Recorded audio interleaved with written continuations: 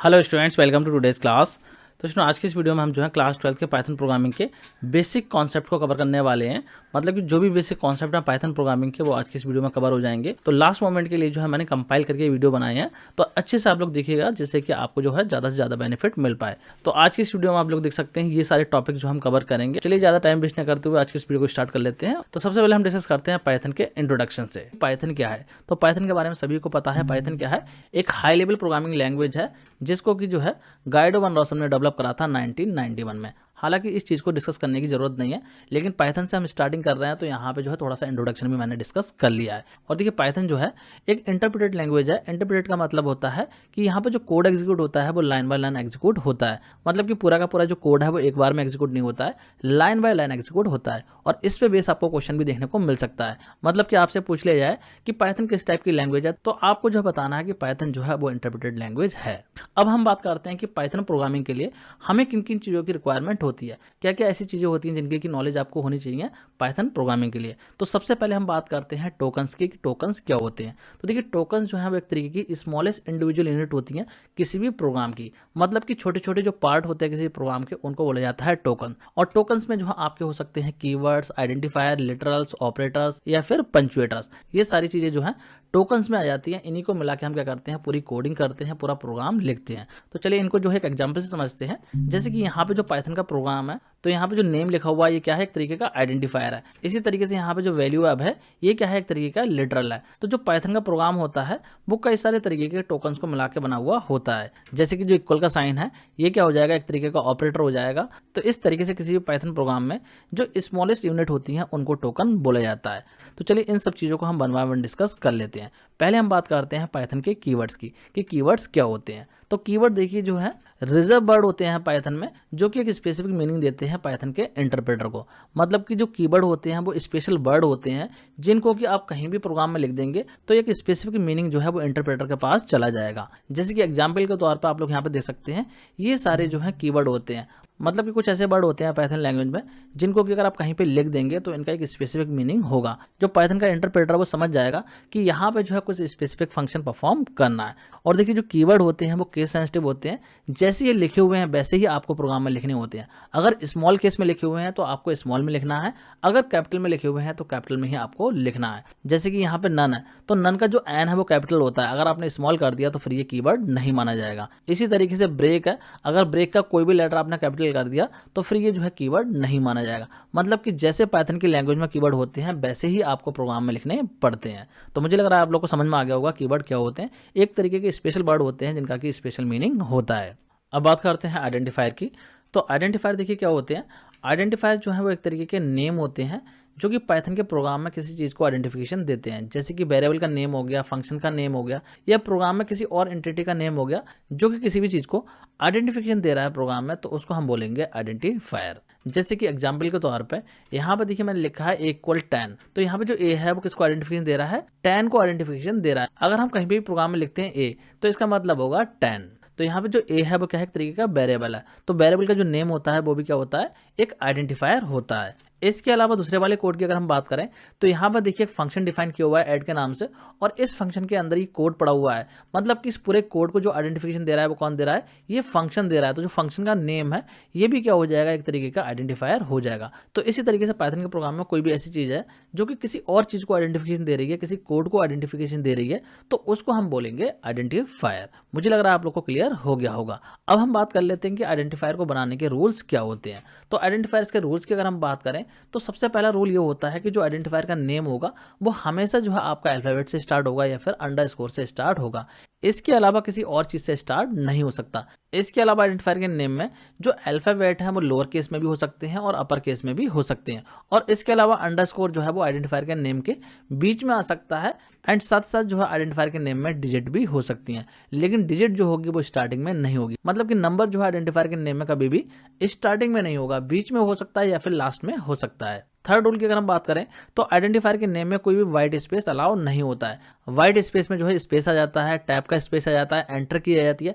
तो इस तरीके के जो वाइट स्पेस होते हैं वो आइडेंटिफायर के नेम में अलाउ नहीं होते हैं। और साथ साथ जो है स्पेशल कैरेक्टर भी आइडेंटिफायर के नेम में अलाउ नहीं होता है। मतलब कि किसी भी तरीके का स्पेशल कैरेक्टर जो है वो आप आइडेंटिफायर के नेम में नहीं दे सकते। जैसे कि यहाँ पे जो कैरेक्टर दे रखे हैं, इस तरीके के कैरेक्टर जो है वो आप आइडेंटिफायर के नेम में यूज नहीं कर सकते। अगले रूल की अगर हम बात करें तो आइडेंटिफायर के नेम में कभी भी कीवर्ड नहीं हो सकते। मतलब कि पाइथन लैंग्वेज में जो कीवर्ड्स होते हैं वो आइडेंटिफायर का नेम नहीं हो सकते। और इसके अलावा जो है आइडेंटिफायर के नेम केस सेंसिटिव होते हैं। मतलब कि स्मॉल में लिखेंगे तो उसका अलग मतलब होगा और कैपिटल में लिखेंगे तो उसका मतलब अलग होगा। जैसे कि यहाँ पे माई नेम है और यहाँ पे माई नेम है, दोनों ही जो है यहाँ पे डिफरेंट है। मतलब कि अलग अलग जो है ये आइडेंटिफायर पाइथन लैंग्वेज में ट्रीट होंगे। तो इस तरीके से कुछ बेसिक रूल्स हैं जो कि आपको ध्यान में रखने हैं। आइडेंटिफायर पे बेस आपको एक नंबर का क्वेश्चन देखने को मिल सकता है। मतलब कि आपको कुछ आइडेंटिफायर दे दिए जाएंगे और आपसे पूछा जाएगा कि इनमें से कौन सा वैलिड आइडेंटिफायर है और कौन सा इनवैलिड है। तो चलिए यहाँ पे हम कुछ वैलिड और इनवैलिड आइडेंटिफायर को देख लेते हैं। अगर हम बात करें वैलिड की तो यहाँ पे देखिए पहला है नेम, ये वैलिड है क्योंकि यहाँ पे कोई भी रूल जो है ब्रेक नहीं हो रहा है। दूसरे की अगर हम बात करें तो ये भी वैलिड है क्योंकि इसकी स्टार्टिंग अंडरस्कोर से हो रही है। और अभी हमने देखा था कि आइडेंटिफायर का जो नेम है वो अंडरस्कोर से स्टार्ट हो सकता है। थर्ड वाले की बात करें तो ये भी सही है क्योंकि इसकी भी स्टार्टिंग अंडरस्कोर से हो रही है। नंबर जो है वो बाद में आ सकते हैं, पहले नहीं आएंगे। इसके अलावा जो फोर्थ वाला है ये भी सही है। ये देखिए ई यहाँ पे आ गया है, इसको आप लोग ई को यहाँ पे कंसीडर करना। तो स्टूडेंट नेम लिखा हुआ है और यहाँ पे देखिए बीच में अंडरस्कोर लगा हुआ है। तो मैंने आपको बताया कि बीच में अंडरस्कोर आ सकता है, तो ये भी आपका वैलिड हो जाएगा। और जो फिफ्थ वाला है ये भी वैलिड है क्योंकि यहाँ पे जो नंबर आ रहा है वो लास्ट में आ रहा है। तो इस तरीके से यहाँ पे जितने भी आइडेंटिफायर दे रखे हैं ये सारे के सारे वैलिड हैं। अब यहाँ पे देख लेते हैं कुछ इनवैलिड आइडेंटिफायर्स को। देखिए पहले वाले की अगर हम बात करें तो इनवैलिड क्यों है, क्योंकि यहाँ पे देखिए स्पेशल कैरेक्टर आ गया है, @ का सिंबल यहाँ पे आ गया है, तो इसलिए ये गलत हो जाएगा क्योंकि कोई भी स्पेशल कैरेक्टर आइडेंटिफायर के नेम में अलाउ नहीं होता है। दूसरा वाला इसलिए गलत है क्योंकि यहाँ पे स्टार्टिंग में नंबर आ गया है, तो ये भी गलत हो जाएगा। थर्ड वाले की अगर हम बात करें तो ये गलत क्यों है, क्योंकि यहाँ पे देखिए बीच में स्पेस दे रखा है, तो ये आपका गलत हो जाएगा। मैंने अभी आपको बताया कि आइडेंटिफायर के नेम में स्पेस अलाउ नहीं होता है। फोर्थ वाला भी गलत हो जाएगा क्योंकि यहाँ पे देखिए बीच में स्टार लग रहा है जो कि स्पेशल कैरेक्टर है। और फिफ्थ वाले की अगर हम बात करें तो गलत क्यों होगा, क्योंकि जो कंटिन्यू होता है वो क्या होता है, एक कीवर्ड होता है। तो कीवर्ड का जो नेम होता है वो कभी भी आइडेंटिफायर का नेम नहीं हो सकता। और यहाँ पे मैं आपको एक चीज़ बता दे रहा हूँ, जैसे कि यहाँ पे लिखा हुआ है कंटिन्यू, तो कंटिन्यू आपको पता है कि ये क्या है, कीवर्ड है। लेकिन इस कंटिन्यू का अगर कोई भी कैरेक्टर कैपिटल कर दिया जाए तो ये आपका वैलिड आइडेंटिफायर हो जाएगा, क्योंकि फिर ये जो है आपका कीवर्ड नहीं रहेगा। तो इस चीज़ का आपको स्पेशली ध्यान रखना है। एग्जाम में जो है आपको इस तरीके की चीज़ देखने को मिल सकती है कि कोई कीवर्ड दे रखा हो और उसका कोई कैरेक्टर जो है कैपिटल में कर रखा हो, मतलब कि उसका केस जो है वो चेंज कर रखा हो। तो इस चीज़ का आपको ध्यान रखना है। आई होप आप लोगों को क्लियर हो गया होगा कि आइडेंटिफायर क्या होते हैं। अब हम डिस्कस करते हैं लिटरल्स को कि लिटरल्स क्या होते हैं। तो देखिए लिटरल जो हैं वो एक तरीके के डेटा आइटम्स होते हैं जिनकी की फिक्स वैल्यू होती है। सिंपल वे में अगर हम कहें तो जो कॉन्सोनेंट होते हैं या किसी वेरिएबल की जो वैल्यूज़ होती हैं उन्हीं को लिटरल्स बोला जाता है। तो पाइथन में जो है डिफरेंट टाइप के लिटरल्स होते हैं, जिसमें कि पहला टाइप होता है स्ट्रिंग लिटरल्स का, दूसरा होता है न्यूमेरिक लिटरल्स का, और न्यूमेरिक लिटरल में जो है इंट और फ्लोट टाइप के लिटरल्स होते हैं। थर्ड टाइप होता है बुलियन लिटरल्स का, और फोर्थ टाइप का स्पेशल लिटरल होता है नन। तो एग्जाम्पल के तौर पर आप लोग यहाँ पे देख सकते हैं, जैसे कि यहाँ पे ए की वैल्यू 10 है, तो जो 10 है वो कैसा है, इंटीजर टाइप का है। तो इस 10 को हम बोलेंगे कैसे लिटरल है, ये जो है इंटीजर लिटरल है। तो इंटीजर लिटरल में जो है बेसिकली नंबर्स आते हैं, और कैसे नंबर, बिना पॉइंट वाले नंबर। अगर किसी वेरिएबल की वैल्यू में नंबर दे रखा है, चाहे वो निगेटिव हो या पॉजिटिव हो, तो वो आपका कहलाएगा इंटीजर लिटरल। बस उसमें पॉइंट लगा हुआ नहीं होना चाहिए। इस चीज़ का आपको ध्यान रखना है। इसी तरीके से यहाँ पे बी वेरिएबल है, इसकी वैल्यू है हेलो, जो कि डबल कोट में है। तो डबल कोट या सिंगल कोट में जो वैल्यू लिखी होती है इसको बोलते हैं स्ट्रिंग। तो यहाँ पे हम कह सकते हैं कि जो हेलो है वो कैसा है, स्ट्रिंग टाइप का लिटरल है। इसी तरीके से सी वेरिएबल की वैल्यू है हेलो, जो कि सिंगल कोट में है। तो सिंगल कोट में जो वैल्यू होती है वो भी आपकी स्ट्रिंग कहलाती है। तो यहाँ पे जो वर्ल्ड है वो भी आपका स्ट्रिंग टाइप का लिटरल है। इसके अलावा डी वाले वेरिएबल की वैल्यू है 9.5।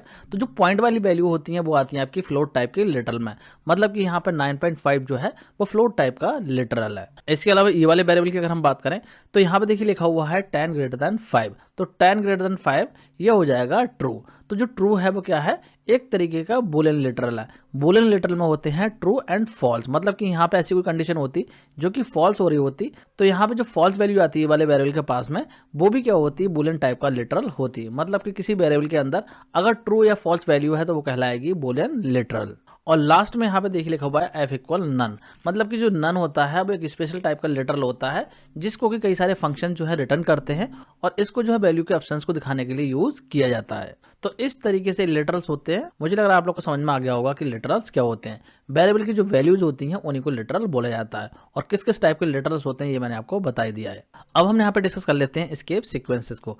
तो एस्केप सीक्वेंस का यूज किया जाता है स्ट्रिंग में किसी इलीगल कैरेक्टर को इंसर्ट करने के लिए। तो बात करते हैं कौन कौन से एस्केप सीक्वेंसेस होते हैं। तो यहाँ पे देखिए पहला एस्केप सीक्वेंस है डबल बैकवर्ड स्लैश। तो इससे क्या होता है, अगर आप जो है किसी भी स्ट्रिंग के बीच में इस तरीके से डबल बैकवर्ड स्लैश लगा देते हैं तो आपकी स्ट्रिंग में जो है सिंगल बैक स्लैश जो है आपको देखने को मिलेगा। मतलब कि इस तरीके से लिख के अगर आप इसको प्रिंट करेंगे तो आउटपुट में जो है सिंगल बैक स्लैश यहाँ पे इस तरीके से आ जाएगा। बात करते हैं अगले वाले की जिसमें कि लिखा हुआ है बैक स्लैश सिंगल कोड। तो इसका यूज किया जाता है सिंगल कोड को प्रिंट करने के लिए। अगर आप चाहते हैं स्ट्रिंग के बीच में सिंगल कोड को लाना तो आप जो है बैक स्लैश सिंगल कोड का यूज कर सकते हैं। जैसे कि मान लीजिए आपने जो है इस तरीके से स्ट्रिंग लिखी है जिसमें कि आपने स्ट्रिंग को सिंगल कोड में जो है डिफाइन करा है और अब मान लीजिए आप चाहते हैं कि बीच में भी जो है आपको एक सिंगल कोड प्रिंट करवाना है। तो नॉर्मली जो आप सिंगल कोड को स्ट्रिंग के बीच में नहीं ला पाएंगे, लेकिन बैकस्लैश सिंगल कोड लगा देंगे तो आउटपुट में जो है आपको इस तरीके से सिंगल कोड जो है आपको देखने को मिल जाएगी। मुझे लग रहा है आप लोग को समझ में आ गया होगा कि बैकस्लैश सिंगल कोड का यूज क्या होता है। बात करते हैं अगले की जो कि है बैकस्लैश डबल कोड।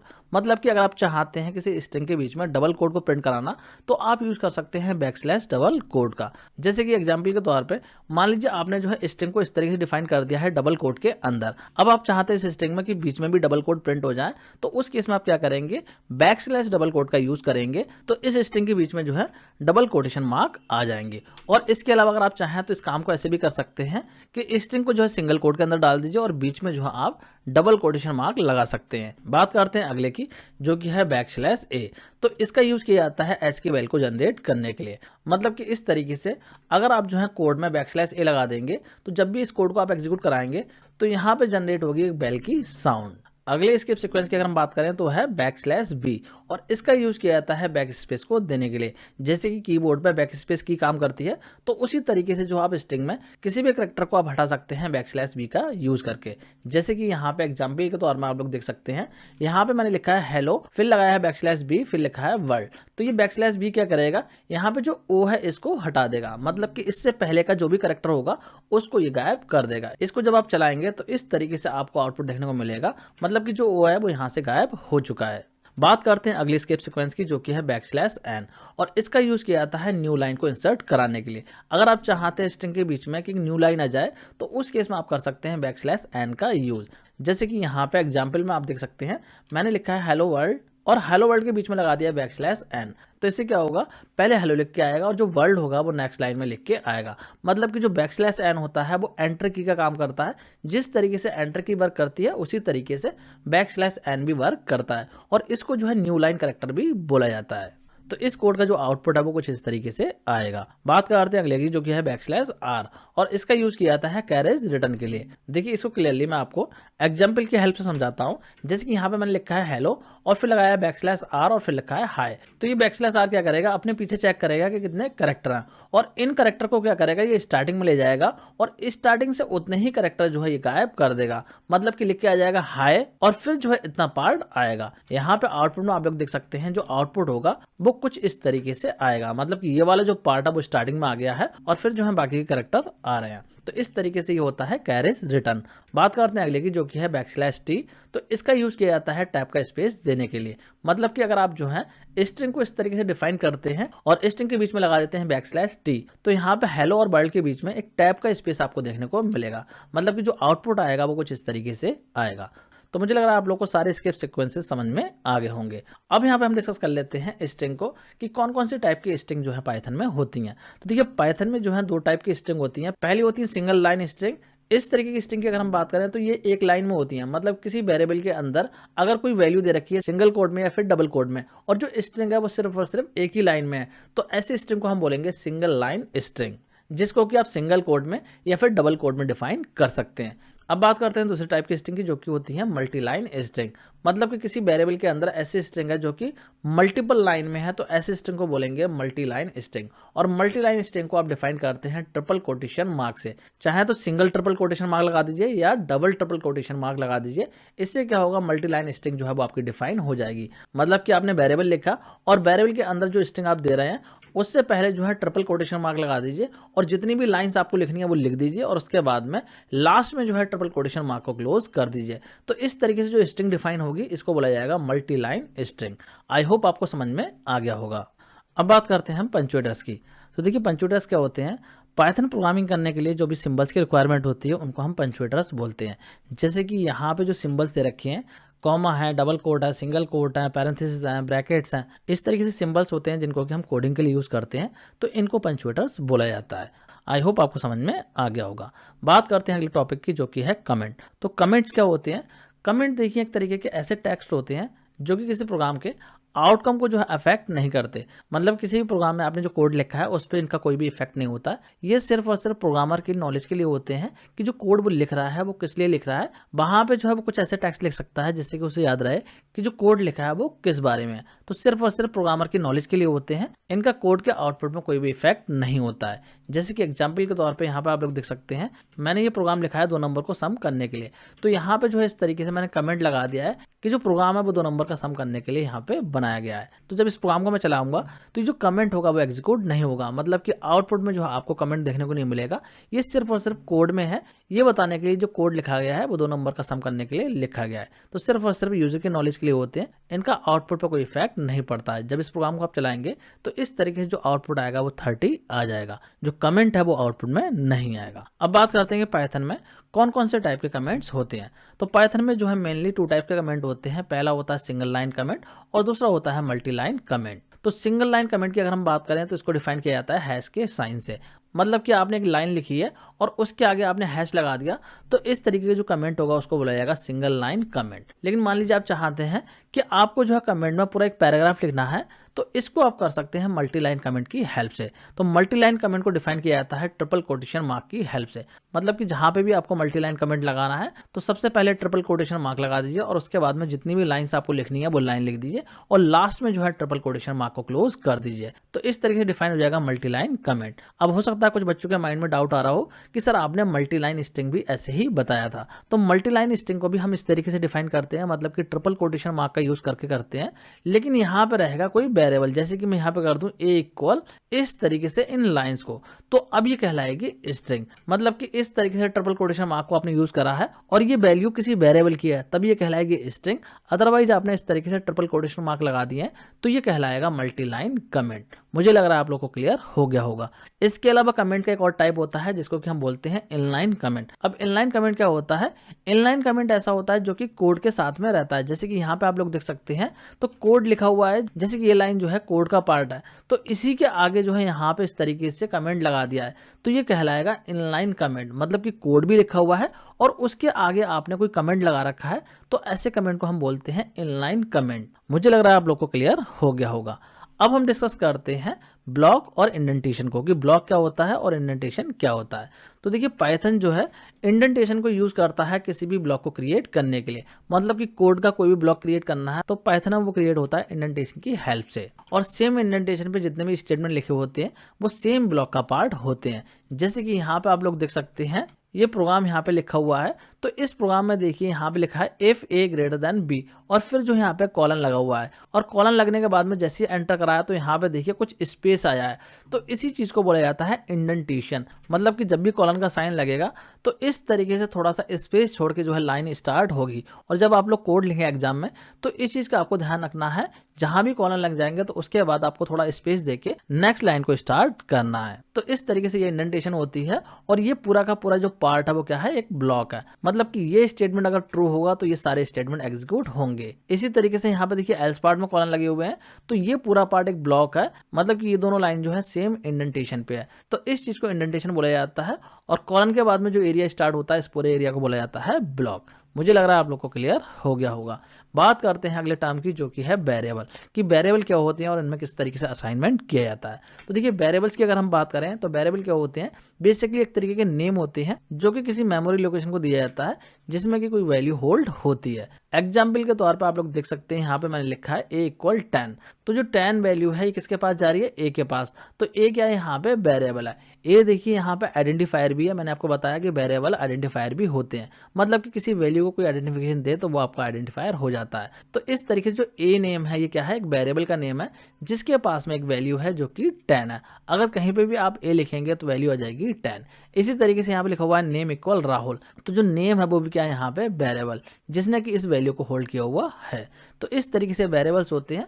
अब बात करते हैं कि वेरिएबल में किस तरीके से हम वैल्यू असाइन करते हैं। तो वेरिएबल में वैल्यू असाइन करने के दो तरीके होते हैं।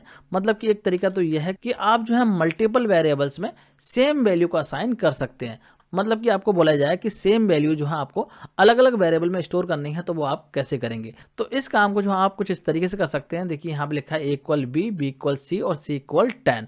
मतलब कि जो 10 वैल्यू है वो तीनों ही वेरिएबल में चली जाएगी। और ये किस तरीके से काम करेगा, देखिए 10 वैल्यू आएगी c के पास में, तो c के पास क्या हो गया 10। अब यहाँ पे लिखा हुआ है b = c, तो c की वैल्यू b के पास में चली जाएगी जो कि अगेन 10 होगी। और इसी तरीके से b की वैल्यू जो है a के पास चली जाएगी जो कि अगेन 10 होगी। तो इस तरीके से तीनों ही वेरिएबल में 10 चला जाएगा।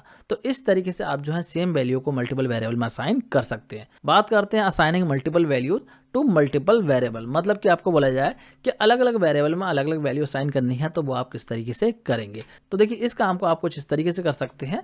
जिन जिन वेरिएबल में आपको वैल्यू असाइन करनी है पहले उनको लिख लीजिए। जैसे कि यहाँ पे लिखे हैं 3 वेरिएबल a, b, c। इस तरीके से कॉमा लगा के आपको उतने वेरिएबल लिख देने हैं जिनमें कि आपको वैल्यू पास करनी है। और फिर जो आपको इक्वल का साइन लगा के उतनी ही वैल्यू पास कर देनी है जितने आपने वेरिएबल बनाए हैं। तो यहाँ पे होगा क्या, जो 10 है वो ए में चला जाएगा, 20 बी में चला जाएगा और 30 सी में चला जाएगा। इस तरीके से अलग अलग वेरिएबल में अलग अलग वैल्यू असाइन हो जाएंगी। इसको और क्लियरली जो आप एग्जाम्पल समझ सकते हैं। देखिए पहले वाली की अगर हम बात करें तो इस तरीके से अगर आप पास करते हैं और प्रिंट करते हैं ए, बी और सी को, तो तीनों की जो वैल्यू है वो आपको 10 देखने को मिल जाएंगी।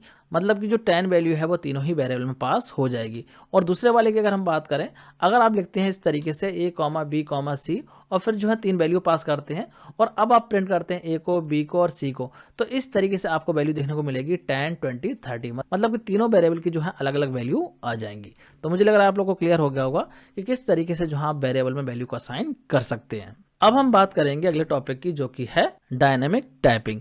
अब देखिए डायनेमिक टाइपिंग क्या होती है, अगर किसी वेरिएबल में जो है किसी सर्टेन टाइप की वैल्यू है और फिर जो आप उस वेरिएबल की वैल्यू को दूसरे डेटा टाइप में चेंज कर सकते हैं, तो इस चीज को बोला जाता है डायनेमिक टाइपिंग। जैसे कि एग्जाम्पल के तौर पे यहाँ पे देखिए लिखा हुआ है a = 10। तो अभी a के पास में जो वैल्यू है वो कैसी है, इंटीजर टाइप की वैल्यू है। इसको अगर मैं प्रिंट करता हूं तो इंटीजर टाइप की वैल्यू आएगी। लेकिन इसके बाद में मैं कर देता हूँ a = हेलो, मतलब कि जो a की वैल्यू है वो यहाँ पे मैंने क्या कर दी हेलो, तो ये वैल्यू कैसे हो जाएगी, स्ट्रिंग टाइप की हो जाएगी। तो इस तरीके से जो a की वैल्यू है वो चेंज हो गई है और इसको बोला जाएगा डायनेमिक टाइपिंग। आई होप आपको क्लियर हो गया होगा। अब बात करते हैं कि किस तरीके से हम पाइथन में इनपुट लेते हैं या फिर आउटपुट देते हैं, मतलब कि किसी वैल्यू को प्रिंट करवाते हैं। हालांकि ये चीज़ पता होगी, लेकिन यहाँ पे जो बारीकियां हैं उनको समझना बहुत ज़्यादा जरूरी है, क्योंकि जो क्वेश्चंस बनते हैं वो छोटी छोटी चीज़ों से ही बनते हैं, बेसिक कॉन्सेप्ट से ही बनते हैं। तो यहाँ पे इनको हम डिस्कस कर लेते हैं। इनपुट की अगर हम बात करें तो पाइथन में जो है इनपुट लेने के लिए होता है इनपुट फंक्शन। अगर आपको जो है यूजर से वैल्यू एक्सेप्ट करवानी है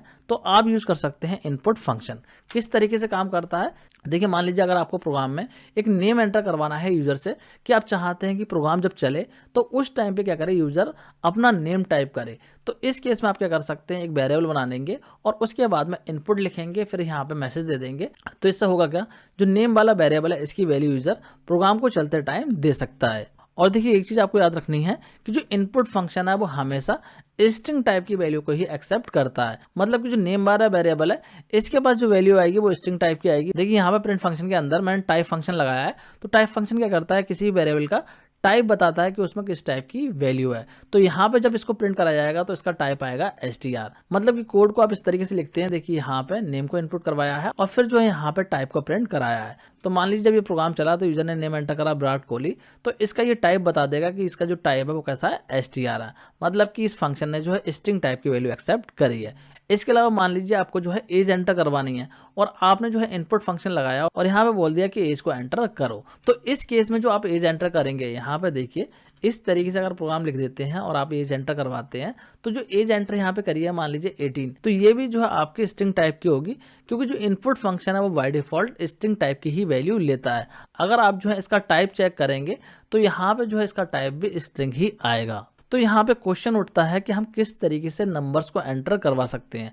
मतलब कि हम चाहते हैं कि जब प्रोग्राम चले तो उस टाइम पे हम नंबर एंटर करें और फिर जो उसका टाइप भी नंबर ही रहे। तो चलिए बात करते हैं इस काम को हम किस तरीके से कर सकते हैं, मतलब कि नंबर्स को हम प्रोग्राम में किस तरीके से रीड करवा सकते हैं। तो देखिए नंबर्स को रीड करने के लिए पाइथन में होते हैं दो फंक्शन। पहला होता है इंट, जिसकी हेल्प से आप जो है इंटीजर नंबर्स को एंटर करवा सकते हैं, और दूसरा फंक्शन होता है फ्लोट, जिसकी हेल्प से आप फ्लोट नंबर्स को जो है एंटर करवा सकते हैं। जैसे कि मान लीजिए आपको इंटीजर टाइप में एज एंटर करवानी है, तो यहाँ पे हम लिखेंगे वेरिएबल का नाम और उसके बाद में लगाएंगे इंट फंक्शन, फिर लगाएंगे इनपुट फंक्शन और उसके बाद में हम देंगे मैसेज। फिर जो यहाँ पे इनपुट की ब्रैकेट को बंद करेंगे और उसके बाद में इंट की ब्रैकेट को बंद कर देंगे। तो इस तरीके से स्टेटमेंट हो जाएगा। और उसके बाद में देखिए इसका टाइप जो है मैंने चेक करा है कि यहाँ पे जो एज वाला वेरिएबल है इसका टाइप क्या आ रहा है। तो इस केस में जब आप एंटर करेंगे यहाँ पे 18, तो ये वैल्यू जो होगी वो आपकी इंटीजर टाइप की होगी, क्योंकि यहाँ पे जो है इंट फंक्शन लगा दिया है, इसने जो है इस वैल्यू को इंटीजर टाइप में कन्वर्ट कर दिया है। मुझे लग रहा है आप लोग को क्लियर हो गया होगा कि किस तरीके से आप इंटीजर वैल्यू को एक्सेप्ट करवा सकते हैं। इसके अलावा मान लीजिए आपको फ्लोट वैल्यू चाहिए, तो आप क्या कर सकते हैं, यहाँ पे फ्लोट फंक्शन को लगा सकते हैं। मतलब कि जहां पे इंट लिखा था वहां पे आप लिख देंगे फ्लोट, और इस बार जो वैल्यू आप टाइप करेंगे वो आपकी हो जाएगी फ्लोट टाइप की। देखिए यहाँ पे 18 टाइप करा है, लेकिन ये जो फ्लोट फंक्शन है क्या करेगा, 18.0 इसको कर देगा, मतलब कि पॉइंट के बाद में 0 ऑटोमेटिक लगा देगा। तो इस तरीके से इसका टाइप आएगा फ्लोट। मुझे लग रहा है आप लोग को क्लियर हो गया होगा कि किस तरीके से आप जो है इंटीजर वैल्यू या फिर फ्लोट वैल्यू को यूजर से एंटर करवा सकते हैं। अब हम डिस्कस करेंगे प्रिंट फंक्शन को, कि किस तरीके से प्रिंट फंक्शन काम करता है, जो आउटपुट आता है वो आपको किस तरीके से देखने को मिलता है। तो प्रिंट फंक्शन की थोड़ी सी टेक्निकल बातों को यहाँ पे हम डिस्कस करेंगे। तो देखिए प्रिंट फंक्शन की हेल्प से आप जो है किसी भी कमांड का आउटपुट स्क्रीन पर डिस्प्ले करा सकते हैं, और साथ ही इसके हेल्प से आप किसी मैसेज को भी जो है स्क्रीन पर डिस्प्ले करा सकते हैं। जैसे कि यहाँ पे एग्जाम्पल में मैंने लिखा है प्रिंट हेलो वर्ल्ड, तो हेलो वर्ल्ड जो है वो स्क्रीन पे प्रिंट हो जाएगा। और यहाँ पे अगर आप जो है कोई वेरिएबल देंगे तो उस वेरिएबल की वैल्यू जो है डिस्प्ले हो जाएगी। अगर आप जो है सिंगल कोड या डबल कोड में इस तरीके से मैसेज लिखते हैं तो वो जो मैसेज होगा वो वैसे ही डिस्प्ले हो जाएगा स्क्रीन पे, लेकिन अगर आप जो है यहाँ पे वेरिएबल लिखेंगे तो उस वेरिएबल की जो वैल्यू होगी वो स्क्रीन पे आ जाएगी। तो अभी के केस में यहाँ पे स्ट्रिंग है, तो ये स्ट्रिंग जो है आउटपुट में ऐसे ही डिस्प्ले हो जाएगी। अब बात करते हैं प्रिंट फंक्शन के फीचर्स की, कि प्रिंट फंक्शन में जो है क्या क्या फीचर्स होते हैं। तो प्रिंट फंक्शन की अगर हम बात करें तो प्रिंट फंक्शन में जो है मल्टीपल पैरामीटर हो सकते हैं। अब देखिए मल्टीपल पैरामीटर का मतलब क्या हुआ, इसको जो है यहाँ पे एग्जांपल से समझते हैं। जैसे कि आपने जो है प्रोग्राम लिखा है जिसमें कि ए नाम से वेरिएबल है, बी नाम से वेरिएबल है, और फिर जो आप प्रिंट फंक्शन में लिखते हैं value of A and B are, और उसके बाद में कॉमा लगा के लिखते हैं ए, फिर लिखते हैं आप बी। तो यहाँ पे जो कॉमा से सेपरेट किया जा रहा है इन्हीं को बोला जाएगा आर्ग्यूमेंट। मतलब कि जो स्ट्रिंग वाला पार्ट है ये एक आर्ग्यूमेंट हो जाएगा, इसके बाद में जो ए वेरिएबल दिया गया है ये दूसरा पार्ट हो जाएगा, और जो बी वेरिएबल है ये तीसरा पार्ट हो जाएगा। मतलब कि यहाँ पे 3 आर्ग्यूमेंट दिए हुए हैं, तो इसी चीज को आर्ग्यूमेंट बोला जाता है। तो कहने का मतलब ये है कि यहाँ पे मल्टीपल आर्ग्यूमेंट हो सकते हैं, एक आर्ग्यूमेंट भी हो सकता है, 2 भी हो सकते हैं, 3 भी हो सकते हैं, या फिर प्रोग्राम के अकॉर्डिंग कितने भी हो सकते हैं। तो इस तरीके से पहला पॉइंट हो गया कि प्रिंट फंक्शन में जो है मल्टीपल पैरामीटर हो सकते हैं। पैरामीटर बोलिए आर्ग्यूमेंट बोलिए, बात एक ही होती है। नेक्स्ट पॉइंट की अगर हम बात करें तो इसमें बोला जा रहा है जो प्रिंट फंक्शन है वो सपोर्ट करता है मल्टीपल एस्केप सीक्वेंसेस को। मतलब कि प्रिंट फंक्शन में आप एस्केप सीक्वेंसेस को भी यूज कर सकते हैं। जैसे कि यहाँ पे मान लीजिए आप इस तरीके से लिखते हैं a = 10 b = 10, और फिर जो आप प्रिंट करते हैं a को और b को, और दोनों के बीच में लगा देते हैं आप एस्केप सीक्वेंस को, जो कि है \n। तो ये आपका वर्क कर जाएगा। जो आउटपुट आपको देखने को मिलेगा वो कुछ इस तरीके से मिलेगा। मतलब कि ये जो आपका यहाँ पे एस्केप सीक्वेंस वर्क कर रहा है, जिससे कि जो b की वैल्यू है वो नेक्स्ट लाइन में आ रही है। तो इस तरीके से प्रिंट फंक्शन में आप किसी भी एस्केप सीक्वेंस को यूज कर सकते हैं। इसके बाद में थर्ड पॉइंट में बोला जा रहा है कि यहाँ पे जो वैल्यूज होती हैं प्रिंट फंक्शन में, उनके बीच में जो है ऑटोमेटिकली स्पेस ऐड हो जाता है। मतलब कि वहां पे डिफॉल्ट सैप आर्ग्यूमेंट होता है स्पेस, लेकिन अगर आप चाहें तो सैप आर्ग्यूमेंट कुछ और भी डिफाइन कर सकते हैं। जैसे कि एग्जांपल के तौर पे यहाँ पे देखिए जो है मैंने लिखा है a, b, और फिर जो है सैप आर्ग्यूमेंट लगाया है। मतलब कि यहाँ पे जो है सैप आर्ग्यूमेंट डिफाइन कर दिया है @ तो इससे क्या होगा, a की वैल्यू आ जाएगी 10, और उसके बाद में जो सेपरेटर हमने यहाँ पे लगाया है वो सेपरेटर आएगा, फिर जो है b की वैल्यू आ जाएगी 10। तो इस तरीके से जो है यहाँ पे सेपरेटर वर्क करेगा। लेकिन यहाँ पर अगर मान लीजिए इस सेप आर्गुमेंट को मैं नहीं लगाता हूँ, सिंपली मैं जो है यहाँ लिख देता हूँ a, b, तो जो है आपको इस तरीके से 10 लिखा हुआ मिलेगा और उसके बाद में जो है स्पेस आएगा और फिर जो है आपको 10 लिखा हुआ मिलेगा। मतलब कि जो कॉमा यहाँ पे लगाया है इसके बीच में क्या आ रहा है, स्पेस आ रहा है। तो डिफॉल्ट सेप आर्गुमेंट क्या होता है, स्पेस होता है। लेकिन अगर आप चाहें तो यहाँ पे चेंज कर सकते हैं, जो कि मैंने यहाँ पे करके आपको दिखाई दिया है। बात करते हैं नेक्स्ट पॉइंट की। तो इसमें बोला जा रहा है कि जो प्रिंट फंक्शन होता है वो जो है अपेंड करता है न्यू लाइन कैरेक्टर को। मतलब कि डिफॉल्ट जो एंड आर्गुमेंट होता है वो न्यू लाइन कैरेक्टर रहता है, जो कि बेसिकली बैकवर्ड स्लैश एन होता है। लेकिन अगर आप चाहें तो एंड आर्गुमेंट को भी चेंज कर सकते हैं।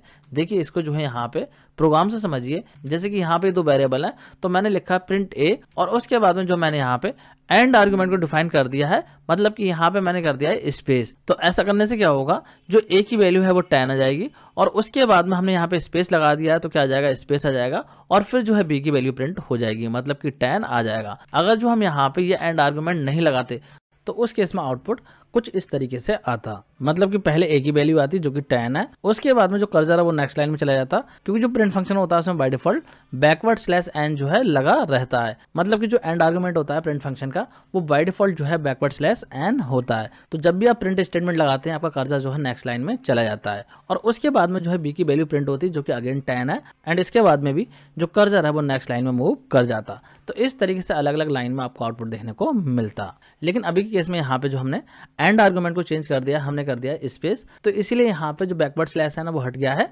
स्पेस आ गया है। पहली वैल्यू प्रिंट हुई, कर्सर नेक्स्ट लाइन में नहीं गया, स्पेस आ गया और फिर जो है दूसरी वैल्यू प्रिंट हो गई। तो इस तरीके से काम करता है। अब हम डिस्कस करेंगे ऑपरेटर्स को कि ऑपरेटर्स क्या होते हैं। तो ऑपरेटर्स की अगर हम बात करें तो एक तरीके के सिंबल्स होते हैं जो कि अर्थमेटिक या फिर लॉजिकल ऑपरेशन को परफॉर्म करते हैं।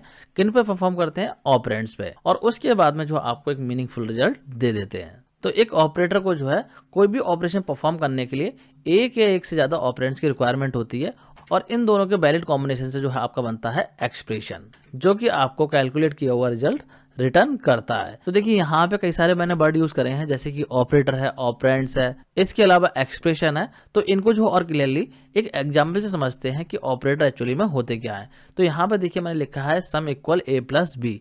तो यहाँ पे अगर हम बात करें तो जो इक्वल का साइन है, जो प्लस का साइन है, ये है ऑपरेटर्स। मतलब कि जो भी सिंबल्स होते हैं, प्लस हो गया, माइनस हो गया, डिवीजन हो गया, इस तरीके के जो भी साइन होते हैं जिनकी हेल्प से आप कैलकुलेशन कर सकते हैं, इनको बोला जाता है ऑपरेटर्स। और इसके अलावा देखिए यहाँ पे लिखा हुआ है सम ए एंड बी, इनको बोला जाएगा ऑपरेंड्स। जिस पे ये ऑपरेटर अप्लाई हो रहे हैं उन चीजों को हम बोलते हैं ऑपरेंड्स। ऑपरेंड्स आपके वेरिएबल्स भी हो सकते हैं या फिर डायरेक्टली वैल्यूज भी हो सकती हैं।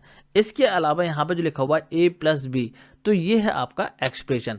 एक्सप्रेशन जो है ऐसे पार्ट को बोलते हैं जो कि कुछ रिजल्ट रिटर्न कर रहा होता है। देखिए यहाँ पे ए और बी की वैल्यू प्लस होकर कहाँ चली जाएगी, सम वाले वेरिएबल में चली जाएगी। तो इस तरीके का कोई भी पार्ट होता है जहां पे कोई कैलकुलेशन हो रही है और कुछ रिजल्ट बन रहा है, तो ऐसे पार्ट को बोला जाता है एक्सप्रेशन। इसके अलावा जो पूरी कंप्लीट लाइन है इसको बोला जाता है स्टेटमेंट। मतलब कि जो हमने लिखा है सम इक्वल ए प्लस बी, तो इस पूरे को बोलेंगे हम स्टेटमेंट। तो मुझे लग रहा है आप लोग को समझ में आ गया होगा। और यहाँ पे मैंने आपको बता दिया कि इस एक्सप्रेशन में नंबर्स भी डायरेक्टली हो सकते हैं। जो नंबर्स होंगे फिर उनको भी आप क्या बोलेंगे, ऑपरेंड्स ही बोलेंगे। आई होप आपको क्लियर हो गया होगा कि ऑपरेटर्स क्या होते हैं। अब हम बात कर लेते हैं कि पाइथन में कौन कौन से टाइप के ऑपरेटर्स होते हैं। तो देखिए ऑपरेटर्स की अगर हम बात करें तो ये सारे टाइप के जो है ऑपरेटर पाइथन में होते हैं। तो चलिए इनको वन बाय वन डिस्कस कर लेते हैं। पहले हम बात कर लेते हैं अरिथमेटिक ऑपरेटर्स की। तो अरिथमेटिक ऑपरेटर्स की अगर हम बात करें तो ये जो है बेसिकली मैथमेटिकल ऑपरेटर्स होते हैं जिनकी हेल्प से आप मैथमेटिकल कैलकुलेशन परफॉर्म कर सकते हैं। तो एग्जांपल में कौन कौन से हैं, एडिशन हो जाएगा जिसको कि रिप्रेजेंट करते हैं हम प्लस के साइन से। तो इसका काम होता है एडिशन को परफॉर्म करना। जैसे कि यहाँ पे मैंने लिखा है प्रिंट 10 + 20, तो यहाँ पे आउटपुट आपको मिल जाएगा 30, मतलब कि ये एडिशन कर देगा। इसके अलावा एडिशन को आप वेरिएबल पे भी अप्लाई कर सकते हैं। जैसे कि यहाँ पे ए की वैल्यू 5, बी की वैल्यू 30 और यहाँ पे लिखा है प्रिंट a + b, तो आउटपुट आ जाएगा 35। तो इस तरीके से ये होता है एडिशन ऑपरेटर। बात करते हैं अगले ऑपरेटर की जो कि है सब्ट्रैक्शन ऑपरेटर। तो इसका काम होता है माइनस करना। जैसे कि यहाँ पे मैंने लिखा है 20 - 10, तो यहाँ पे आउटपुट आ जाएगा 10, मतलब कि इसने जो है वैल्यू को सब्ट्रैक्ट कर दिया है। और ये भी जो है वेरिएबल पे वर्क करता है। जैसे कि यहाँ लिखा हुआ है a = 30, b = 10 और यहाँ पे मैंने लिखा है a - b, तो हो गया ये 20, मतलब कि ये सब्ट्रैक्शन परफॉर्म कर रहा है। अगले ऑपरेटर की बात करते हैं जो कि है मल्टीप्लाई।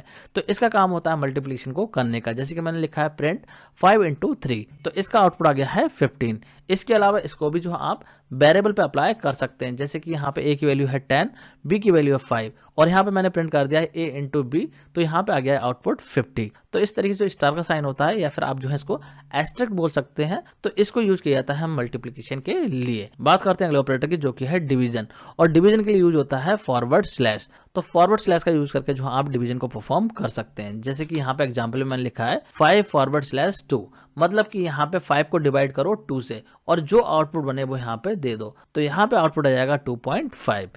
इसके अलावा इस ऑपरेटर को भी आप वेरिएबल्स पर अप्लाई कर सकते हैं। जैसे कि यहाँ पे है a = 15, b = 2 और यहाँ पे कर दिया है a डिवाइड बाई b, तो आउटपुट आ गया है 7.5। तो इस तरीके से जो फॉरवर्ड स्लैश होता है वो डिवीजन के लिए यूज होता है। बात करते हैं अगले ऑपरेटर की जो कि है फ्लोर डिवीजन, और फ्लोर डिवीजन के लिए यूज होता है डबल फॉरवर्ड स्लैश का साइन। तो देखिए ये ऑपरेटर करता क्या है, ये जो है पॉइंट के बाद की वैल्यू को जो है रिमूव कर देता है। जैसे कि यहाँ पे जो है मैंने लिखा है 5/2, मतलब कि यहाँ पे जो है मैंने 2 फॉरवर्ड स्लैश का यूज करा है। तो यहाँ पे होगा क्या, 5 को जब आप डिवाइड करेंगे 2 से तो आपका आएगा 2.5, लेकिन हमने यहाँ पे यूज करा है फ्लोर डिवीजन का साइन, मतलब कि 2 फॉरवर्ड स्लैश लगा दिए हैं। तो इस केस में क्या होगा, जो पॉइंट के बाद की वैल्यू है वो गायब हो जाएगी, ओनली जो है आपको 2 देखने को मिलेगा। अगर सिंगल लगाते आप तो उस केस में आपको यहाँ पे 2.5 देखने को मिलता, लेकिन डबल लगा दिया है तो इसने जो 0.5 आ रहा था उसको रिमूव कर दिया है। तो इस तरीके से ये काम होता है फ्लोर डिवीजन ऑपरेटर का, और इसको भी जो आप वेरिएबल्स पर अप्लाई कर सकते हैं। जैसे कि यहाँ लिखा है a = 15, b = 2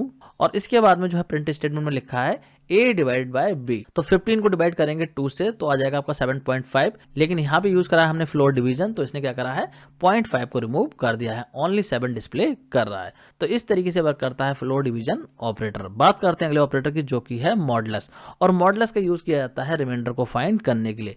जैसे कि यहाँ पे एग्जाम्पल में मैंने लिखा है 5/2, तो 5 को जब आप डिवाइड करेंगे 2 से तो रिमाइंडर क्या आएगा, 1 आएगा। तो जो मॉडुलस ऑपरेटर होता है इसकी हेल्प से आप रिमाइंडर को कैलकुलेट कर सकते हैं, एंड इस ऑपरेटर को भी जो आप वेरिएबल्स पर अप्लाई कर सकते हैं। जैसे कि यहाँ लिखा हुआ है a = 17, b = 3 और फिर प्रिंट फंक्शन में लिखा है a मॉडुलस b, तो आउटपुट आ गया है 2, मतलब कि 17 को आप डिवाइड करेंगे 3 से तो रिमाइंडर क्या बचेगा, 2 बचेगा। तो इस तरीके से मॉडुलस ऑपरेटर जो है रिमाइंडर को फाइंड करने के लिए यूज किया जाता है। बात करते हैं अगले ऑपरेटर की जो कि है एक्सपोनेंशियल ऑपरेटर, और इस ऑपरेटर का यूज किया जाता है पावर कैलकुलेट करने के लिए।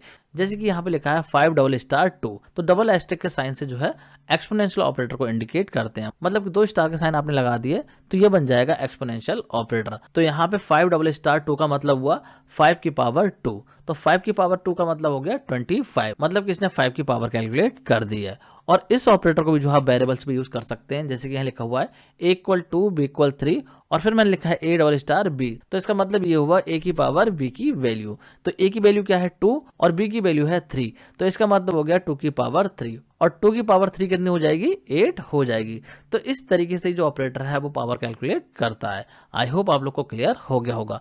तो ये हमने डिस्कस कर लिया है अर्थमेटिक ऑपरेटर्स को। अब हम डिस्कस करेंगे रिलेशनल ऑपरेटर्स को।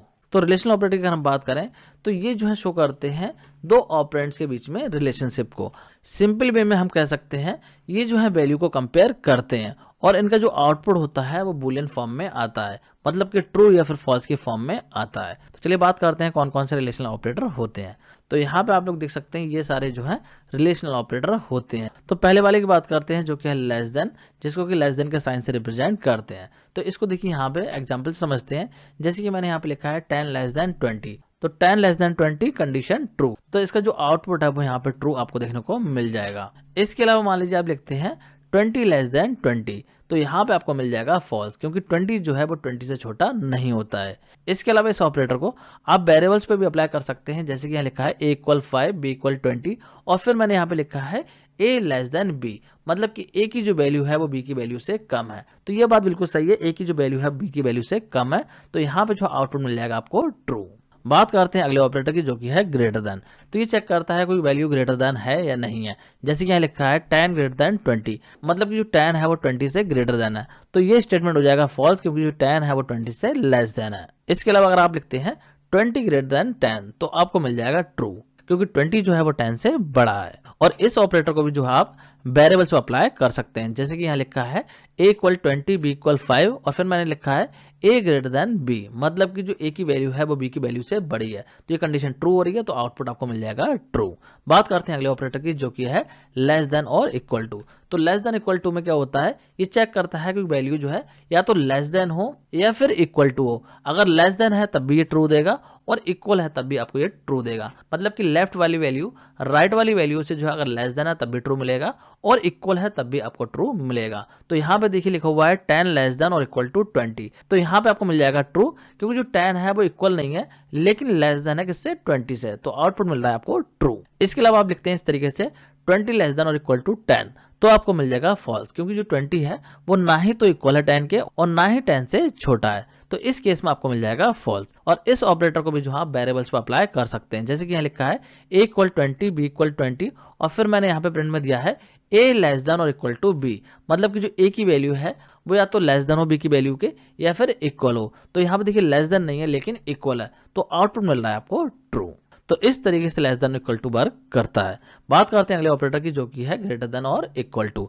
तो इसकी अगर हम बात करें तो ये चेक करेगा लेफ्ट वाली जो वैल्यू है वो राइट वाली वैल्यू से या तो बड़ी हो या फिर उसके इक्वल हो। तो यहाँ पे देखिए मैंने लिखा है 20 ग्रेटर देन और इक्वल टू 10, तो आउटपुट मिल रहा है ट्रू। क्यों मिल रहा है, क्योंकि 20 जो है वो 10 से बड़ी है, तो इस केस में यहाँ पे ट्रू मिल रहा है। अगर इक्वल होती तब भी आपको ट्रू मिलता। इसके अलावा मान लीजिए आप लिखते हैं 10 ग्रेटर देन और इक्वल टू 20, तो आपको मिल रहा है फॉल्स, क्योंकि जो 10 है वो ना ही ग्रेटर है और ना ही इक्वल है किसके, 20 के, तो इसीलिए यहाँ पे जो आउटपुट आ रहा है वो फॉल्स आ रहा है। इसके अलावा इस ऑपरेटर को भी आप वेरिएबल्स पे यूज कर सकते हैं, जैसे कि यहाँ लिखा है a इक्वल 10 b इक्वल 10 और फिर मैंने लिखा है a ग्रेटर देन और इक्वल टू b, तो आउटपुट आ रहा है ट्रू, क्योंकि जो a की वैल्यू है वो b की वैल्यू से बड़ी नहीं है लेकिन इक्वल है, तो इक्वल के केस में भी यहाँ पे ट्रू मिलेगा। तो इस तरीके से ग्रेटर देन और इक्वल टू वर्क करता है। बात करते हैं अगले ऑपरेटर की, जो कि है नॉट इक्वल टू। तो नॉट इक्वल टू में क्या होता है, ये जो है लेफ्ट वाली वैल्यू को राइट वाली वैल्यू से जो है कंपेयर करता है। अगर जो है राइट वाली वैल्यू लेफ्ट वाली वैल्यू के इक्वल नहीं होगी तो आपको ट्रू मिलेगा और इक्वल होगी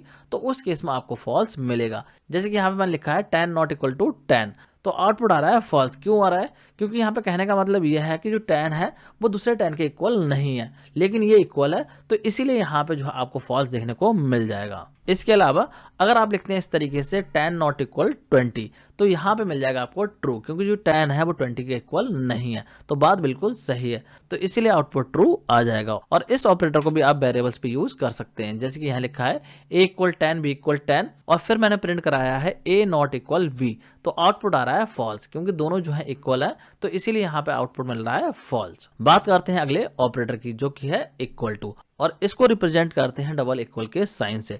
तो ये चेक करेगा जो लेफ्ट में वैल्यू दे रखी है वो राइट वाली वैल्यू के इक्वल है या नहीं है। अगर इक्वल होगी तो आपको ट्रू मिलेगा और नहीं होगी तो आपको फॉल्स मिलेगा। जैसे कि यहाँ पे एग्जाम्पल में मैंने लिखा है 10 इक्वल टू 10, तो यहाँ पे बात सही है, दोनों इक्वल हैं, तो आपको मिल रहा है ट्रू। इसके अलावा आप लिखते हैं 10 इक्वल टू 20, तो इस केस में आपको मिलेगा फॉल्स, क्योंकि दोनों इक्वल नहीं है।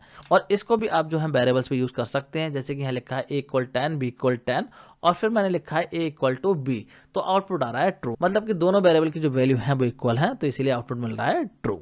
तो इस तरीके से सारे रिलेशनल ऑपरेटर वर्क करते हैं। आई होप आपको क्लियर हो गया होगा। अब हम डिस्कस करेंगे लॉजिकल ऑपरेटर्स को। तो देखिए जो लॉजिकल ऑपरेटर होते हैं ये कंबाइन करते हैं दो या फिर दो से ज्यादा कंडीशनल स्टेटमेंट्स को, और इनका रिजल्ट भी जो है आपको ट्रू फॉल्स के फॉर्म में देखने को मिलता है। तो बात करते हैं कौन कौन से लॉजिकल ऑपरेटर होते हैं। तो देखिए पाइथन में 3 लॉजिकल ऑपरेटर होते हैं। पहला होता है एंड, दूसरा होता है और, एंड तीसरा होता है नॉट। तो ये 3 जो है लॉजिकल ऑपरेटर होते हैं। तो चलिए तीनों को डिस्कस कर लेते हैं। पहले बात करते हैं हम एंड की। एंड की अगर हम बात करें तो ये जो आपको रिजल्ट ट्रू उस केस में ही देगा जब आपकी दोनों कंडीशन ट्रू होंगी, मतलब कि दोनों स्टेटमेंट अगर आपके ट्रू होंगे तो फिर जो है आपको फाइनल आउटपुट ट्रू मिलेगा। मतलब कि लेफ्ट में जो इसकी कंडीशन है और राइट में जो कंडीशन है दोनों ही आपकी ट्रू होनी चाहिए, तभी जो है आपको फाइनल आउटपुट ट्रू मिलेगा। जैसे कि इसको जो है यहाँ पे एग्जाम्पल से समझते हैं। देखिए मैंने लिखा है 10 greater than 5 and 20 greater than 30। तो यहाँ पे देखिए जो पहला वाला पार्ट है जिसमें लिखा है 10 ग्रेटर देन 5, तो ये तो आपका ट्रू है, लेकिन एंड के दूसरे साइड में जो स्टेटमेंट है जिसमें लिखा हुआ है 20 ग्रेटर देन 30, ये फॉल्स है। तो इसीलिए जो फाइनल आउटपुट आ रहा है वो आपका फॉल्स आ रहा है, क्योंकि एंड के केस में अगर एक भी फॉल्स है तो आपको फॉल्स ही आउटपुट देखने को मिलेगा। दोनों ही स्टेटमेंट जो है आपके ट्रू होने चाहिए, लेफ्ट वाला भी ट्रू हो और राइट वाला भी ट्रू हो, तभी जो है आपको फाइनल आउटपुट ट्रू देखने को मिलेगा। जैसे कि यहाँ पे इस वाले स्टेटमेंट में हो रहा है। देखिए यहाँ पे लिखा हुआ है 10 ग्रेटर देन 5, मतलब कि कंडीशन ट्रू यहाँ पे ट्रू हो रही है, और फिर एंड के राइट साइड में लिखा हुआ है 20 लेस देन 30, मतलब कि जो 20 है वो 30 से कम है, तो ये भी कंडीशन यहाँ पे ट्रू हो रही है। तो दोनों ही पार्ट से जो है ट्रू आउटपुट आ रहा है, तो तो इसलिए जो फाइनल आउटपुट आएगा वो आपको ट्रू ही देखने को मिलेगा। तो इस तरीके से जो एंड ऑपरेटर वर्क करता है। बात करते हैं लॉजिकल और ऑपरेटर की। तो देखिए और ऑपरेटर में जो आपको रिजल्ट ट्रू मिल जाता है अगर आपकी एक भी कंडीशन ट्रू हो जाती है, मतलब कि और के लेफ्ट वाली या फिर राइट वाली दोनों ही कंडीशन में से अगर एक भी कंडीशन ट्रू हो रही है तो जो फाइनल आउटपुट आपको देखने को मिलेगा वो ट्रू ही देखने को मिलेगा। जैसे कि इसको आप यहाँ पे एग्जाम्पल समझ सकते हैं। मैंने यहाँ पे लिखा है 10 ग्रेटर देन 5, तो इसका आउटपुट हो जाएगा ट्रू। और के दूसरे साइड में लिखा है 20 ग्रेटर देन 30, तो इसका देखिए हो जा रहा है फॉल्स। तो यहाँ पे एक ट्रू हो रहा है और एक फॉल्स हो रहा है। तो इस केस में भी जो आपको आउटपुट ट्रू ही देखने को मिलेगा, क्योंकि दोनों ही स्टेटमेंट में से अगर आपको एक भी ट्रू मिल रहा है तो फाइनल आउटपुट आपको ट्रू ही देखने को मिलेगा। अगर आपके दोनों फॉल्स होंगे तभी आपको जो है यहाँ पे फॉल्स देखने को मिलेगा। जैसे कि यहाँ पे इस एग्जाम्पल में आप देख सकते हैं मैंने लिखा है 10 लेस देन 5, तो यहाँ पे कंडीशन फॉल्स हो रही है। फिर दूसरे पार्ट में लिखा है 20 ग्रेटर देन 30, तो ये भी यहाँ पे कंडीशन फॉल्स हो रही है, मतलब कि दोनों ही पार्ट जो है यहाँ पे फॉल्स हो रहा है। और के लेफ्ट वाला भी पार्ट फॉल्स है और के राइट वाला भी पार्ट फॉल्स है, तो इसीलिए यहाँ पे जो फाइनल आउटपुट आएगा वो आपका फॉल्स आएगा। तो इस चीज का आपको ध्यान रखना है, अगर और ऑपरेटर लगा हुआ है और दोनों ही कंडीशन में से एक भी अगर आपकी ट्रू हो रही है तो आपको ट्रू मिलेगा, दोनों ट्रू है तब भी ट्रू मिलेगा, दोनों अगर आपकी फॉल्स होंगी तभी आपको फॉल्स मिलेगा। अब बात करते हैं लॉजिकल नॉट ऑपरेटर की। तो ये क्या करता है, किसी भी कंडीशन को रिवर्स कर देता है, मतलब कि जो भी कंडीशन होगी उसको ये रिवर्स कर देगा। अगर किसी भी स्टेटमेंट से रिजल्ट आ रहा है ट्रू तो ये उसको कर देगा फॉल्स, और अगर आपका फॉल्स आ रहा है तो ये उसको कर देगा ट्रू, मतलब कि ये जो है अपोजिट रिजल्ट कैलकुलेट करके देता है। इसको यहाँ पे देखिए एग्जाम्पल से समझ सकते हैं। मैंने यहाँ पे देखिए प्रिंट में लिखा है 10 ग्रेटर देन 5, मतलब कि 10 जो है वो 5 से बड़ा है, तो कंडीशन हो रही है ट्रू, यहाँ पे आ जाएगा ट्रू। और ट्रू के ऊपर देखिए यहाँ पे अप्लाई हो रहा है क्या, नॉट, तो ये क्या कर देगा, ट्रू का फॉल्स कर देगा। अगर यहाँ पे फॉल्स होता तो ये ट्रू बना देता, मतलब कि जो भी यहाँ से आउटपुट आ रहा होगा उसको ये उल्टा कर देगा। जैसे कि यहाँ पे दूसरे वाले एग्जाम्पल में मैंने लिखा है 10 लेस देन 6, मतलब कि कंडीशन फॉल्स हो रही है, यहाँ पे हो जाएगा फॉल्स, और इस फॉल्स पे देखिए लग जाएगा नॉट, तो ये बन जाएगा ट्रू, मतलब कि यहाँ पे आउटपुट आपको देखने को मिल जाएगा ट्रू। तो बेसिकली ये जो है आपका रिजल्ट उल्टा कर देता है। तो आई होप आपको क्लियर हो गया होगा लॉजिकल ऑपरेटर्स क्या होते हैं और किस तरीके से वर्क करते हैं। अब हम डिस्कस करेंगे असाइनमेंट ऑपरेटर्स को, कि कौन कौन से असाइनमेंट ऑपरेटर होते हैं और ये किस तरीके से वर्क करते हैं। तो देखिए जो असाइनमेंट ऑपरेटर होता है इसका यूज किया जाता है किसी भी वैल्यू को असाइन करने के लिए किसी भी वेरिएबल में, मतलब कि सिंपल वे में आप कह सकते हैं वेरिएबल में वैल्यू को असाइन करने के लिए असाइनमेंट ऑपरेटर का यूज किया जाता है, और इसका सिंबल होता है सिंगल इक्वल का साइन। तो इसकी हेल्प से जो हम सिंपली वेरिएबल में वैल्यू असाइन करते हैं। जैसे कि यहाँ पे एग्जांपल में आप लोग देख सकते हैं मैंने लिखा है a = 10, तो जो 10 वैल्यू है वो कहाँ जा रही है, a में जा रही है। और किसकी वजह से जा रही है, क्योंकि यहाँ पे हमने लगा दिया इक्वल का साइन, तो ये इक्वल का साइन क्या करेगा, इस 10 वैल्यू को जो है a में असाइन कर देगा। तो इस तरीके से वर्क करता है असाइनमेंट ऑपरेटर। जब आप a को प्रिंट कर देंगे तो इसकी वैल्यू जो है 10 आ जाएगी। इसके अलावा देखिए जो असाइनमेंट ऑपरेटर होता है इसको जो है अर्थमेटिक ऑपरेटर के साथ में भी यूज किया जा सकता है। इसके अलावा असाइनमेंट ऑपरेटर की हेल्प से आप किसी भी टाइप की वैल्यू को असाइन कर सकते हैं। जैसे कि यहाँ पे स्ट्रिंग वैल्यू को जो है इस वाले ए वेरिएबल में पास कर दिया है, जब इसको प्रिंट करेंगे तो ये स्ट्रिंग वैल्यू जो है आउटपुट में आपको देखने को मिल जाएगी। मतलब किसी भी टाइप की वैल्यू जो है आप किसी भी वेरिएबल में असाइन कर सकते हैं असाइनमेंट ऑपरेटर का यूज करके। एंड इसके अलावा जो असाइनमेंट ऑपरेटर होता है वो अर्थमेटिक ऑपरेटर के साथ में भी यूज किया जा सकता है। मतलब कि कुछ इस तरीके से जो आप असाइनमेंट ऑपरेटर का यूज कर सकते हैं। जैसे कि यहाँ पे लिखा हुआ है a = 10, तो ये 10 वैल्यू जो है वो a में चली जाएगी, और फिर जो है यहाँ पे देखिए लिखा है a + 10, तो इसका मतलब हुआ a = a + 10, मतलब कि जो a की वैल्यू है पहले जो है उसमें क्या करो 10 प्लस करो और उसके बाद में a में स्टोर कर दो, तो a की अब वैल्यू क्या बन जाएगी, अब बन जाएगी a की वैल्यू 20। इस तरीके से यहाँ पे प्लस इक्वल का साइन वर्क कर रहा है। तो इस चीज़ का आपको ध्यान रखना है, यहाँ पे प्लस लगा हो, माइनस लगा हो, मल्टीप्लिकेशन लगा हो, कोई भी अरिथमेटिक ऑपरेटर लगा हो तो उसको जो आपको इस तरीके से लिख लेना है। मतलब कि ये वाली जो वैल्यू है वो पहले इस वेरिएबल में प्लस होगी और उसके बाद में इसी वाले वेरिएबल में स्टोर हो जाएगी। अगर प्लस का साइन लगा हुआ है तो प्लस होगी, माइनस का साइन लगा हुआ है तो माइनस होगी, मल्टीप्लाई का साइन लगा हुआ है तो इसका मतलब मल्टीप्लिकेशन होगी। जो भी वैल्यू यहाँ पे लिखी हुई है पहले उसकी जो है इस वेरिएबल के साथ में कैलकुलेशन करेंगे और उसके बाद में जो न्यू वैल्यू बनेगी उसको इस वेरिएबल में ही स्टोर कर देंगे। तो इस तरीके से असाइनमेंट ऑपरेटर अरिथमेटिक ऑपरेटर के साथ में ही वर्क करता है। जैसे कि यहाँ पे दूसरा एग्जांपल देखिए, यहाँ पे मैंने लिखा है a - b, मतलब b की जो वैल्यू है वो क्या करो a में से माइनस करो और उसके बाद में a में स्टोर कर दो। तो इसका मतलब ये हुआ a = a - b। इस तरीके से ये मतलब हुआ। तो देखिए a की वैल्यू क्या है 20 और b की वैल्यू 5, तो 20 में से माइनस करेंगे 5, कितना बनेगा 15। तो 15 जो है वो कहाँ चला जाएगा, a वाले वेरिएबल में चला जाएगा, जो कि आउटपुट आप लोग यहाँ पे देख सकते हैं। जब a को प्रिंट करेंगे तो 15 आ जाएगा। तो इस तरीके से जो है ये असाइनमेंट ऑपरेटर वर्क करता है। मुझे लग रहा है आप लोग को क्लियर हो गया होगा कि असाइनमेंट ऑपरेटर क्या होते हैं और किस तरीके से ये वर्क करते हैं। अब डिस्कस करते हैं स्ट्रिंग ऑपरेटर्स को। तो देखिए स्ट्रिंग ऑपरेटर जो हैं वो स्ट्रिंग वैल्यू पे वर्क करते हैं और पाइथन में जो है दो टाइप के स्ट्रिंग ऑपरेटर होते हैं, जिसमें कि पहला होता है कॉन्कैटिनेशन ऑपरेटर जो कि प्लस का साइन होता है, और दूसरा होता है रेप्लिकेशन ऑपरेटर जिसमें कि एस्टेरिस्क का साइन होता है, मतलब कि जो मल्टीप्लाई का साइन होता है वो जो है रेप्लिकेशन के लिए यूज होता है। तो चलिए दोनों को डिस्कस कर लेते हैं। बात करते हैं पहले कॉन्कैटिनेशन ऑपरेटर की जो कि प्लस का साइन है। तो इसकी हेल्प से आप जो है दो स्ट्रिंग को ज्वाइन कर सकते हैं। जैसे कि यहाँ पे एग्जांपल में देखिए मैंने लिखा है हेलो और फिर लिखा है यहाँ पे वर्ल्ड, और दोनों ही जो है स्ट्रिंग टाइप की वैल्यू है, और इनके बीच में जो है मैंने लगा दिया है प्लस का साइन जो कि एक कॉन्कैटिनेशन ऑपरेटर है। तो ये क्या करेगा, दोनों स्ट्रिंग को ज्वाइन कर देगा, मतलब कि जो आउटपुट है वो आपको कुछ इस तरीके से देखने को मिल जाएगा। यहाँ पे जो है लिख के आ जाएगा हेलो वर्ल्ड, और ये ज्वाइन करेगा बिना स्पेस के। अगर आपकी स्ट्रिंग में स्पेस होगा तब आपको स्पेस देखने को मिलेगा, अदरवाइज आपको स्पेस देखने को नहीं मिलेगा। तो सिंपली जो प्लस का साइन होता है वो दो स्ट्रिंग को ज्वाइन करने के लिए यूज होता है। और एक चीज आपको ध्यान रखनी है, दोनों ही जो है स्ट्रिंग वैल्यू होंगे तभी ये ज्वाइन करेगा, अगर दोनों स्ट्रिंग वैल्यू नहीं है तो ये ज्वाइन नहीं करेगा। जैसे कि अगर आप लिख देते हैं यहाँ पे एक स्ट्रिंग वैल्यू और दूसरा लिख देते हैं नंबर, तो ये ज्वाइन नहीं करेगा, उस केस में आपको एरर देखने को मिलेगा।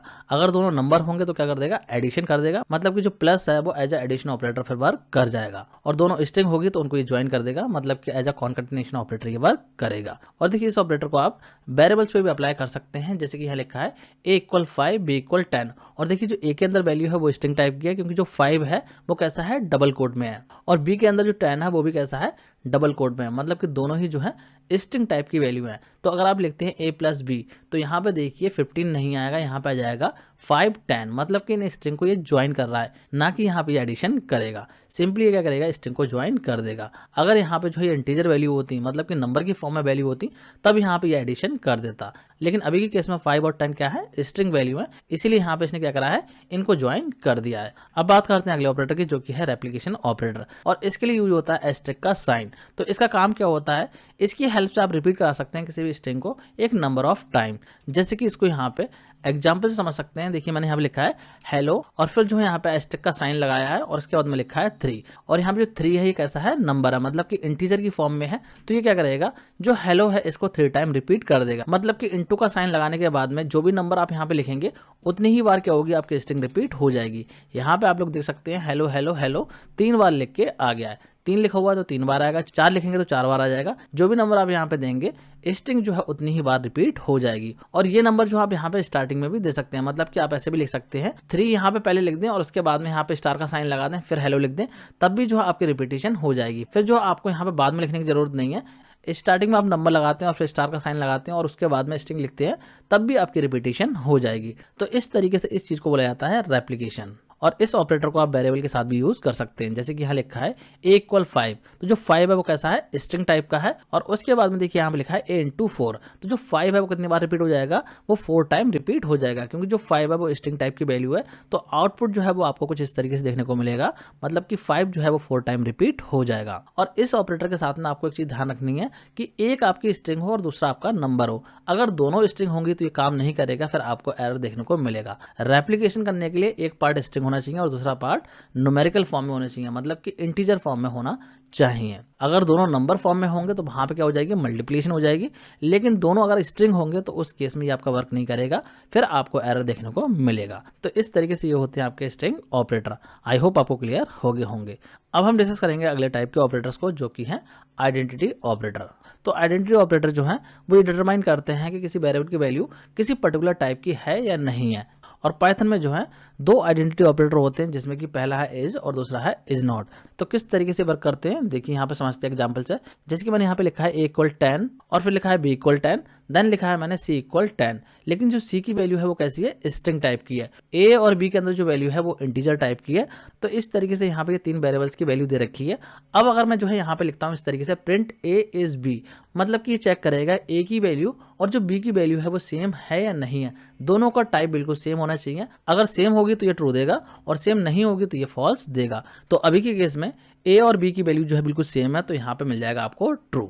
इसके अलावा अगर मैं लिखता हूँ ए इज सी, तो यहाँ पे मिलेगा आपको फॉल्स, क्योंकि ए के अंदर जो वैल्यू है वो है इंटीजर टाइप की और सी के अंदर जो वैल्यू है वो है स्ट्रिंग टाइप की। तो इस केस में मिल जाएगा आपको फॉल्स, दोनों का जो टाइप है वो अलग है, तो इसीलिए यहाँ पे आपको फॉल्स देखने को मिलेगा। इसके अलावा अगर हम बात करें इज नॉट की, तो इज नॉट क्या करता है, अगर आपकी सेम टाइप की नहीं है तो ट्रू देगा और सेम टाइप की होगी तो ये फॉल्स देगा। जैसे कि यहाँ पे लिखा है मैंने ए इज नॉट बी, कहने का मतलब यह है कि ए के अंदर जो वैल्यू का टाइप है वो बी के अंदर वैल्यू का टाइप नहीं है, तो इस केस में मिलेगा फॉल्स, क्योंकि दोनों का टाइप जो है बिल्कुल सेम है। यहाँ पे अगर टाइप सेम नहीं होगा तभी आपको ट्रू मिलेगा, सेम होगा तो आपको फॉल्स मिलेगा। जैसे कि अगले एग्जांपल में आप लोग देख सकते हैं, मैंने लिखा है ए इज नॉट सी, मतलब कि ए की वैल्यू का जो टाइप है वो सी की वैल्यू का टाइप नहीं है, तो ये बात बिल्कुल सही है, इसीलिए यहाँ पे मिल जाएगा आपको ट्रू। तो इस तरीके से जो है आपके आइडेंटिटी ऑपरेटर वर्क करते हैं। आई होप आपको क्लियर हो गए होंगे। अब बात करते हैं अगले टाइप के ऑपरेटर की, जो कि है मेंबरशिप ऑपरेटर। तो मेंबरशिप ऑपरेटर क्या करते हैं, ये चेक करते हैं किसी पर्टिकुलर वैल्यू को कि वो किसी पर्टिकुलर सीक्वेंस में है या नहीं है। और सीक्वेंस की अगर हम बात करें तो 3 सीक्वेंस होते हैं पाइथन में, पहला होता है स्ट्रिंग, दूसरा होता है लिस्ट और तीसरा होता है टपल। ये 3 सीक्वेंस होते हैं, तो इन 3 सीक्वेंस में आप किसी भी वैल्यू को चेक कर सकते हैं कि वो वैल्यू इन सीक्वेंस में है या नहीं है। इसके अलावा देखिए जो मेंबरशिप ऑपरेटर होता है वो डिक्शनरी पे भी वर्क कर जाता है, वो मैं आपको आगे समझाऊंगा। अभी फिलहाल के केस में यहाँ पे समझ लीजिए कि कौन कौन से मेंबरशिप ऑपरेटर होते हैं। तो पाइथन में जो है 2 मेंबरशिप ऑपरेटर होते हैं, पहला होता है इन और दूसरा होता है नॉट इन। इनके केस में देखिए क्या होता है, कोई वैल्यू अगर जो है किसी सीक्वेंस में है तो ये ट्रू देता है और अगर नहीं है तो ये फॉल्स देगा। लेकिन नॉट इन के केस में उल्टा होता है, अगर यहाँ पे वैल्यू नहीं है तो आपको ट्रू मिलेगा और वैल्यू होगी तो उस केस में आपको फॉल्स मिलेगा। देखिए यहाँ पे एग्जांपल से समझते हैं, मैंने लिखा है a=5, फिर लिखा है b=7। अब यहाँ पे जो है मैंने एक सीक्वेंस ले लिया है जो कि लिस्ट है, तो लिस्ट में जो है यहाँ पे कुछ इंटीजर वैल्यू दे रखी है। अब मैं जो है यहाँ पर अगर इस तरीके से लिखता हूँ a इन लिस्ट 1, मतलब कि a की जो वैल्यू है वो लिस्ट 1 में है या नहीं है तो ट्रू मिलेगा और नहीं है तो आपको फॉल्स मिलेगा। तो a की वैल्यू 5 जो कि लिस्ट 1 में है, तो इस केस में आपको मिलेगा ट्रू। लेकिन अगर मैं लिखता हूँ बी इन लिस्ट 1, मतलब कि जो बी की वैल्यू है वो लिस्ट 1 में है या नहीं है, अगर है तो आपको ट्रू मिलेगा, नहीं है तो फॉल्स मिलेगा। तो बी की वैल्यू जो है लिस्ट 1 में नहीं है तो यहाँ पे मिल जाएगा फॉल्स। इसके अलावा नॉट इन की अगर हम बात करें, यहाँ पर अगर मैं लिखता हूँ इस तरीके से ए नॉट इन लिस्ट 1, मतलब कि ए की जो वैल्यू है वो लिस्ट 1 में नहीं होगी तो आपको ट्रू मिलेगा और होगी तो आपको फॉल्स मिलेगा। तो देखिए ए की वैल्यू जो है वो लिस्ट 1 में है तो यहाँ पे मिल जाएगा आपको फॉल्स। और अगर मैं यहाँ पे इस तरीके से लिखता हूँ बी नॉट इन लिस्ट 1, मतलब कि बी की जो वैल्यू है वो लिस्ट 1 में नहीं है तो इसीलिए यहाँ पे आपको मिल जाएगा ट्रू। तो इस तरीके से ये दोनों मेंबरशिप ऑपरेटर वर्क करते हैं। आई होप आपको क्लियर हो गया होगा। तो यहाँ पे जो हमने डिस्कस कर लिए हैं सारे टाइप के ऑपरेटर्स, मतलब कि जो भी इंपॉर्टेंट ऑपरेटर्स होते हैं जो आपके सिलेबस में है वो सारे के सारे ऑपरेटर मैंने यहाँ पे डिस्कस कर लिए हैं। अब हम डिस्कस करेंगे कि किस तरीके से हम जो है किसी भी एक्सप्रेशन को इवैल्यूएट कर सकते हैं, मतलब कि जो ऑपरेटर्स होती हैं एक्सप्रेशन में डिफरेंट टाइप के, तो उनको किस तरीके से हम इवैल्यूएट कर सकते हैं। तो देखिए किसी भी एक्सप्रेशन को इवैल्यूएट करने के लिए आपको जो है नॉलेज होनी चाहिए ऑपरेटर के प्रेसिडेंस की और उनकी एसोसिएबिलिटी की, मतलब कि कौन से ऑपरेटर का क्या प्रेसिडेंस होता है और उनकी एसोसिएबिलिटी क्या होती है। तो चलिए यहाँ पे मैं आपको बता देता हूँ कि प्रेसिडेंस क्या होता है और एसोसिएबिलिटी क्या होती है। तो देखिए अगर हम बात करें प्रेसिडेंस की, जब हमें एक एक्सप्रेशन दिया जाता है सॉल्व करने के लिए, जैसे कि अगर मैं यहाँ पे लिख दूँ 10 + 3 × 5, इस तरीके से अगर मैं एक्सप्रेशन लिख दूं तो यहाँ पे आपको पता होना चाहिए कि पहले प्लस करना है या पहले मल्टीप्लाई करना है। तो इस एक्सप्रेशन को सॉल्व करने के लिए हमें जो है ऑपरेटर के प्रेसिडेंस के बारे में पता होना चाहिए, तभी जो हम इस एक्सप्रेशन को प्रॉपर तरीके से सॉल्व कर पाएंगे। तो बात कर लेते हैं कि ऑपरेटर का प्रेसिडेंस क्या होता है। तो देखिए यहाँ पे जो भी ऑपरेटर दे रखे हैं इनका जो प्रेसिडेंस है वो हाई टू लो है, मतलब कि जो ऊपर दे रखी है उनका हाई है और जो नीचे दे रखी है उनका लो है। कहने का मतलब यह है कि अगर एक्सप्रेशन इस तरीके से आ जाता है, मैं लिख देता हूँ 10 + 3 × 5 $2, कुछ इस तरीके का एक्सप्रेशन अगर आपको मिल जाए तो जो हाईएस्ट प्रायोरिटी वाले ऑपरेटर हैं वो पहले सॉल्व होंगे। देखिए यहाँ पे हाईएस्ट प्रायोरिटी की अगर हम बात करें तो देखिए ये जो है पहले आ रहा है, तो इस वाले पार्ट को जो है आपको सबसे पहले सॉल्व करना पड़ेगा। उसके बाद में जो है इस वाले पार्ट को सॉल्व करेंगे, क्योंकि जो मल्टीप्लाई का साइन है वो यहाँ पे प्लस के साइन से पहले है, तो पहले जो है मल्टीप्लाई वाला पार्ट सॉल्व होगा, उसके बाद में जो है यहाँ पे प्लस वाला पार्ट सॉल्व होगा। तो इस तरीके से जिस ऑपरेटर की प्रायोरिटी ज्यादा होती है उसको पहले सॉल्व करते हैं और जिस ऑपरेटर की प्रायोरिटी लो होती है उसको बाद में सॉल्व करते हैं। तो इसी चीज को बोला जाता है प्रेसिडेंस ऑफ ऑपरेटर। तो ये जो टेबल यहाँ पे दे रखी है इसको आपको याद कर लेना है, जिससे कि एग्जाम में अगर कोई एक्सप्रेशन आता है सॉल्व करने के लिए तो आपको याद रहे कि कौन से वाले ऑपरेटर को पहले इवेल्युएट करना है। तो मुझे लग रहा है आप लोगों को क्लियर हो गया होगा कि ऑपरेटर का प्रेसिडेंस क्या होता है। अब हम बात करते हैं इनकी एसोसिएबिलिटी की। एसोसिएबिलिटी देखिए क्या होती है, अगर सेम प्रायोरिटी का ऑपरेटर एक एक्सप्रेशन में एक से ज्यादा बार आ जाए तो पहले आप कौन सा वाला इवेल्युएट करेंगे, राइट वाला करेंगे, लेफ्ट वाला करेंगे, तो इस चीज को बोला जाता है एसोसिएबिलिटी। जैसे कि एग्जाम्पल के तौर पे यहाँ पे मैं लिख दूं 5 into 2 divide by 3 modulus 6 plus 3 minus 1। तो इस तरीके से एक्सप्रेशन है। तो देखिए यहाँ पे जो मल्टीप्लाई है, डिवीजन है और जो मॉडुलस है, इनकी प्रायोरिटी देखिए सेम है। तो इनमें से पहले कौन सा वाला इवेल्युएट होगा। इसी तरीके से यहाँ पे देखिए प्लस आ रहा है और माइनस आ रहा है, तो इनमें से कौन सा वाला पहले इवेल्युएट होगा, क्योंकि प्लस और माइनस की जो एसोसिएबिलिटी है वो भी सेम होती है। या कोई ऑपरेटर जो है रिपीट हो जाए, जैसे कि यहाँ पे मैं लिख दूं 2 double star 3 double star 4 double star 2। तो इस एक्सप्रेशन को देखिए, जो एक्सपोनेंशियल ऑपरेटर है वो 3 बार रिपीट हो रहा है। तो इस केस में आपको पता लगाना पड़ेगा कि पहले लेफ्ट वाले को इवेल्युएट करूं या पहले राइट वाले को इवेल्युएट करूं। तो इसको प्रॉपर तरीके से इवेल्युएट करने के लिए आपको जो है इस ऑपरेटर की एसोसिएबिलिटी के बारे में पता होना चाहिए। तो चलिए बात कर लेते हैं कि ऑपरेटर्स की एसोसिएबिलिटी क्या होती है।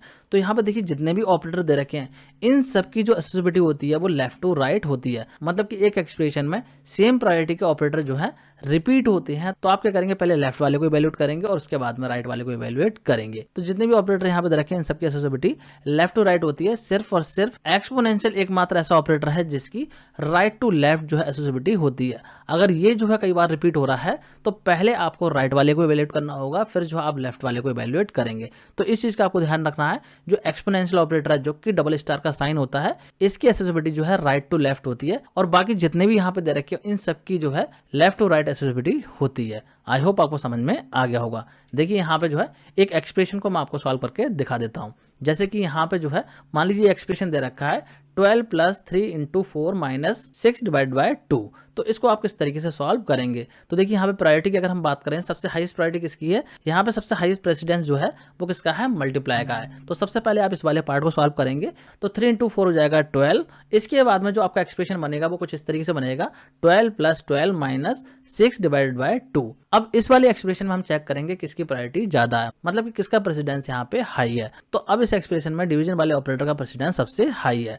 तो इस केस में क्या करेंगे, आप डिवीजन वाले को इवेल्युएट कर लेंगे। मतलब कि 6 को डिवाइड करेंगे 2 से, तो ये आपका बन जाएगा 3.0। और इसके बाद में जो एक्सप्रेशन बनेगा वो आपको बन जाएगा 12 प्लस 12 माइनस 3। अब इस एक्सप्रेशन में देखिए प्लस और माइनस जो है सेम प्रायोरिटी के हैं। तो इस केस में आप क्या करेंगे, लेफ्ट टू राइट जाएंगे, क्योंकि मैंने आपको बताया प्लस और माइनस की जो एसोसिएबिलिटी होती है वो लेफ्ट टू राइट होती है। सिर्फ और सिर्फ एक्सपोनेंशियल ऑपरेटर ऐसा है जिसकी एसोसिएबिलिटी राइट टू लेफ्ट होती है। तो इस केस में क्या करेंगे, हम पहले प्लस वाले को इवेल्युएट करेंगे। तो ये हो जाएगा 12 प्लस 12 24। और इसके बाद में बनेगा आपका एक्सप्रेशन ये 24 माइनस 3.0। अब जो हम माइनस वाले को इवेल्युएट कर लेंगे तो 24 माइनस 3.0 ये बन जाएगा आपका 21.0। इस तरीके से इस एक्सप्रेशन को इवेल्युएट करने के बाद जो आंसर आया वो आया 21.0। तो सिंपली आपको जो है इस टेबल को याद कर लेना है और जितने भी ये ऑपरेटर हैं इनके प्रेसिडेंस और इनके एसोसिएबिलिटी को आपको याद रखना है। तो मुझे लग रहा है आप लोग को समझ में आ गया हो किस तरीके से आप किसी भी एक्सप्रेशन को इवेल्युएट कर सकते हैं। अब हम डिस्कस करेंगे टाइप कास्टिंग को। तो देखिए टाइप कास्टिंग को एक्सप्लिसिट कन्वर्जन भी बोला जाता है, या फिर आप बोल सकते हैं एक्सप्लिसिट टाइप कन्वर्जन। तो टाइप कास्टिंग कब होती है, टाइप कास्टिंग जो है ऐसे केस में होती है जब प्रोग्रामर जो है किसी पर्टिकुलर डेटा टाइप को जो है दूसरे डेटा टाइप में चेंज करने की कोशिश करता है या फिर चेंज करता है। तो इस चीज को बोला जाता है टाइप कास्टिंग। और टाइप कास्टिंग के लिए पाइथन में जो है कुछ फंक्शन होते हैं, जैसे कि इंट है, फ्लोट है, str है, कैर है, यूनिकैर है, इस तरीके के फंक्शन होते हैं। तो जो इंट है वो क्या करता है, किसी भी वैल्यू को जो है इंटीजर फॉर्म में कन्वर्ट कर देता है। फ्लोट की अगर हम बात करें तो ये कन्वर्ट करता है फ्लोटिंग पॉइंट नंबर में। str की अगर हम बात करें तो ये स्ट्रिंग की फॉर्म में कन्वर्ट कर देता है। और कैर फंक्शन जो है कैरेक्टर में कन्वर्ट करता है।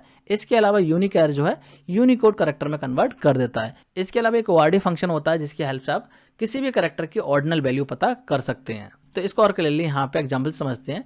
जैसे कि यहाँ पे a के अंदर जो वैल्यू है वो कैसी है, स्ट्रिंग टाइप की है, और x के अंदर जो वैल्यू है वो कैसी है, इंटीजर टाइप की है। अब यहाँ पे देखिए मैंने क्या करा, b इक्वल इंट a, मतलब कि जो a की वैल्यू है इसका टाइप जो है यहाँ पे चेंज कर दिया इंट फंक्शन की हेल्प से। तो b के पास जो वैल्यू जाएगी वो हो जाएगी इंटीजर, मतलब कि 101 जो जाएगा ये अब बन जाएगा इंटीजर टाइप का। इसी तरीके से यहाँ पे देखिए लिखा है c इक्वल इंट, और इंट फंक्शन के अंदर डालिए फ्लोट वैल्यू। तो ये फ्लोट वैल्यू को क्या कर देगा, इंटीजर वैल्यू में कन्वर्ट कर देगा। मतलब कि c के पास जो वैल्यू आएगी वो हो जाएगी 122। इसके बाद में देखिए यहाँ पे करा है डी इक्वल फ्लोट ए, मतलब ए की जो वैल्यू है उसको फ्लोट में कन्वर्ट कर दिया है। तो यहाँ पे जो वैल्यू आने की वो बन जाएगी आपकी 101.0। इस तरीके से पॉइंट के बाद में 0 लग जाएगा, क्योंकि यहाँ पे इस ए वाले वेरिएबल को जो है फ्लोट टाइप की वैल्यू में कन्वर्ट कर दिया है।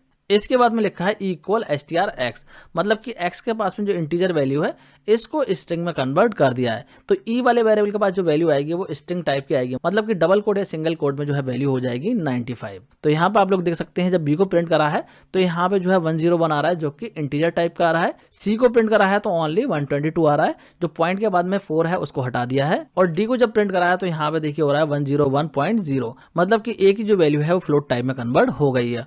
और ई को जब प्रिंट करा है तो यहाँ पे देखिए स्ट्रिंग टाइप में 95 आ रहा है। तो इस तरीके से इन फंक्शंस का यूज करके आप टाइप कास्टिंग कर सकते हैं। आई होप आपको समझ में आ गया होगा कि टाइप कास्टिंग क्या होती है। अब हम डिस्कस करेंगे डेटा टाइप्स को, कि कौन कौन से डेटा टाइप जो है पाइथन में होते हैं। तो देखिए डेटा टाइप की अगर हम बात करें तो डेटा टाइप जो है वो स्पेसिफाई करता है कि किसी वेरिएबल में किस टाइप की वैल्यू स्टोर हो रही है। और अगर आपको चेक करना है कि किसी वेरिएबल में किस टाइप की वैल्यू है तो वो जो है आप टाइप फंक्शन की हेल्प से चेक कर सकते हैं, जिसको कि हम ऑलरेडी यूज करके देख चुके हैं। तो चलिए यहाँ पे डिस्कस कर लेते हैं कौन कौन से डेटा टाइप जो है पाइथन में होते हैं। तो पाइथन की अगर हम बात करें तो इसमें दो तरीके के डेटा टाइप होते हैं, एक होते हैं म्यूटेबल डेटा टाइप और दूसरे होते हैं इम्यूटेबल डेटा टाइप। मतलब कि ऐसे डेटा टाइप जिनमें की चेंजेस हो जाते हैं तो वो कहलाते हैं म्यूटेबल डेटा टाइप, और ऐसे डेटा टाइप जिनमें की चेंजेस नहीं होते हैं वो कहलाते हैं इम्यूटेबल डेटा टाइप। तो म्यूटेबल डेटा टाइप की अगर हम बात करें तो लिस्ट, डिक्शनरी, सेट ये आ जाते हैं म्यूटेबल डेटा टाइप में, इनमें आप चेंजेस कर सकते हैं। और इम्यूटेबल की अगर हम बात करें तो integer, float, Boolean, complex, string, tuple ये सारे के सारे आते हैं इम्यूटेबल डेटा टाइप में, इनकी वैल्यू को आप चेंज नहीं कर सकते। तो चलिए इन सारे डेटा टाइप को एक एग्जांपल से समझते हैं। देखिए यहाँ पे जो है मैंने लिखा है a इक्वल 10, तो a की जो वैल्यू है वो कैसी है, इंटीजर टाइप की है। अगर मैं यहाँ पे चेक करता हूँ a का टाइप तो इस तरीके से लिख के आ जाएगा क्लास इंट, मतलब कि a के अंदर जो वैल्यू है वो कैसी है, इंटीजर टाइप की है। तो इंटीजर डेटा टाइप में बिना पॉइंट वाले नंबर आते हैं, चाहे वो पॉजिटिव हो या नेगेटिव हो, वो इंटीजर ही कहलाएगा। अगर यहाँ पे लिखा होता +10 तब भी इसका टाइप इंट ही आता। बात करते हैं बी वाले की। बी वाले में देखिए लिखा है 10.5, तो 10.5 जो है वो किस टाइप की वैल्यू है, ये है फ्लोट टाइप की वैल्यू, मतलब कि जो पॉइंट वाली वैल्यू होती है वो फ्लोट डेटा टाइप में आ जाती हैं। तो बी का अगर हम टाइप चेक करते हैं तो आएगा यहाँ पे लिख के क्लास फ्लोट, मतलब कि इसका डेटा टाइप कैसा है, फ्लोट है। बात करते हैं सी वाले की, तो यहाँ पे लिखा है सी इक्वल हेलो, तो यहाँ पे जो हेलो है वो कैसी वैल्यू है, वो स्ट्रिंग टाइप की वैल्यू है। और स्ट्रिंग को आप डिफाइन कर सकते हैं सिंगल कोड या डबल कोड में। अगर सिंगल कोड में कोई वैल्यू है तो वो भी स्ट्रिंग कहलाएगी, डबल कोड में है तो वो भी आपकी स्ट्रिंग कहलाएगी। तो अगर जो मैं यहाँ पे सी वाले वेरिएबल का टाइप चेक करूंगा तो यहाँ लिख के आ जाएगा क्लास str, मतलब कि जो सी के अंदर वैल्यू है वो कैसी है, स्ट्रिंग टाइप की वैल्यू है। इसके अलावा देखिए यहाँ पे डी इक्वल लिखा है,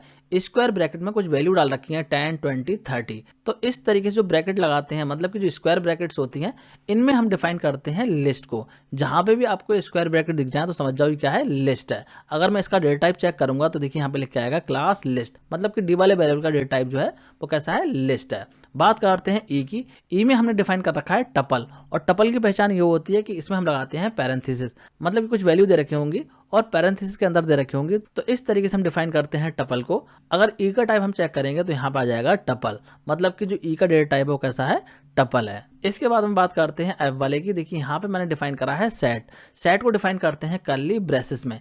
यहाँ पे देखिए कर्ली ब्रेसेस में कुछ वैल्यूज हैं और इसका डेटा टाइप अगर हम चेक करेंगे तो लिख के आ जाएगा सेट, कि जो एफ वाले वेरिएबल का डेटा टाइप है वो कैसा है, सेट है। और इसके बाद में जी में मैंने डिफाइन करी है डिक्शनरी। डिक्शनरी में क्या होती है, की वैल्यू पेयर होती है, मतलब कि इस तरीके से पहला पार्ट की होता है और दूसरा पार्ट वैल्यू होता है। इस तरीके से की वैल्यू पेयर में वैल्यू दे रखी होती है। तो डिक्शनरी को भी जो है कर्ली ब्रेसेस में हम डिफाइन करते हैं। अगर मैं जी का डेटा टाइप चेक करूंगा तो इसका डेटा टाइप आएगा डिक्ट, मतलब कि जी वाला वेरिएबल है इसका डेटा टाइप है डिक्शनरी। तो इस तरीके से डेटा टाइप होते हैं पाइथन में। इनको थोड़ा सा डिटेल में बाद में डिस्कस करेंगे। फिलहाल के लिए मैंने आपको बता दिया है कि ये सारे डेटा टाइप जो है पाइथन में होते हैं। अब डिस्कस करते हैं कि पाइथन में कौन कौन से टाइप के स्टेटमेंट्स होते हैं। तो देखिए पाइथन में जो है मेनली 3 टाइप के स्टेटमेंट होते हैं, जिसमें कि पहले होते हैं सीक्वेंशियल स्टेटमेंट, दूसरे होते हैं सिलेक्शन स्टेटमेंट जिनको कि कंडीशनल स्टेटमेंट भी बोला जाता है, और तीसरे टाइप के होते हैं इटरेटिव स्टेटमेंट, इनको जो है लूपिंग स्टेटमेंट भी बोला जाता है। तो चलिए इन तीनों टाइप के स्टेटमेंट्स को वन बाय वन डिस्कस कर लेते हैं। सबसे पहले बात करते हैं सीक्वेंशियल स्टेटमेंट की। तो देखिए सीक्वेंशियल स्टेटमेंट की अगर हम बात करें तो ये ऐसे स्टेटमेंट होते हैं जो कि सीक्वेंशियली एग्जीक्यूट होते हैं, मतलब कि जिस ऑर्डर में ये लिखे गए हैं उसी ऑर्डर में ये एग्जीक्यूट होते हैं। जैसे कि यहाँ पे जो है ये प्रोग्राम दे रखा है, तो ये जो प्रोग्राम है वो सीक्वेंशियल स्टेटमेंट का एग्जाम्पल है। मतलब कि ये कोड जिस ऑर्डर में लिखा हुआ है उसी ऑर्डर में जो है ये एग्जीक्यूट होगा। कहने का मतलब ये है कि पहले ये वाली लाइन चलेगी, फिर जो है सेकंड लाइन चलेगी, फिर थर्ड लाइन चलेगी, उसके बाद में फोर्थ लाइन चलेगी।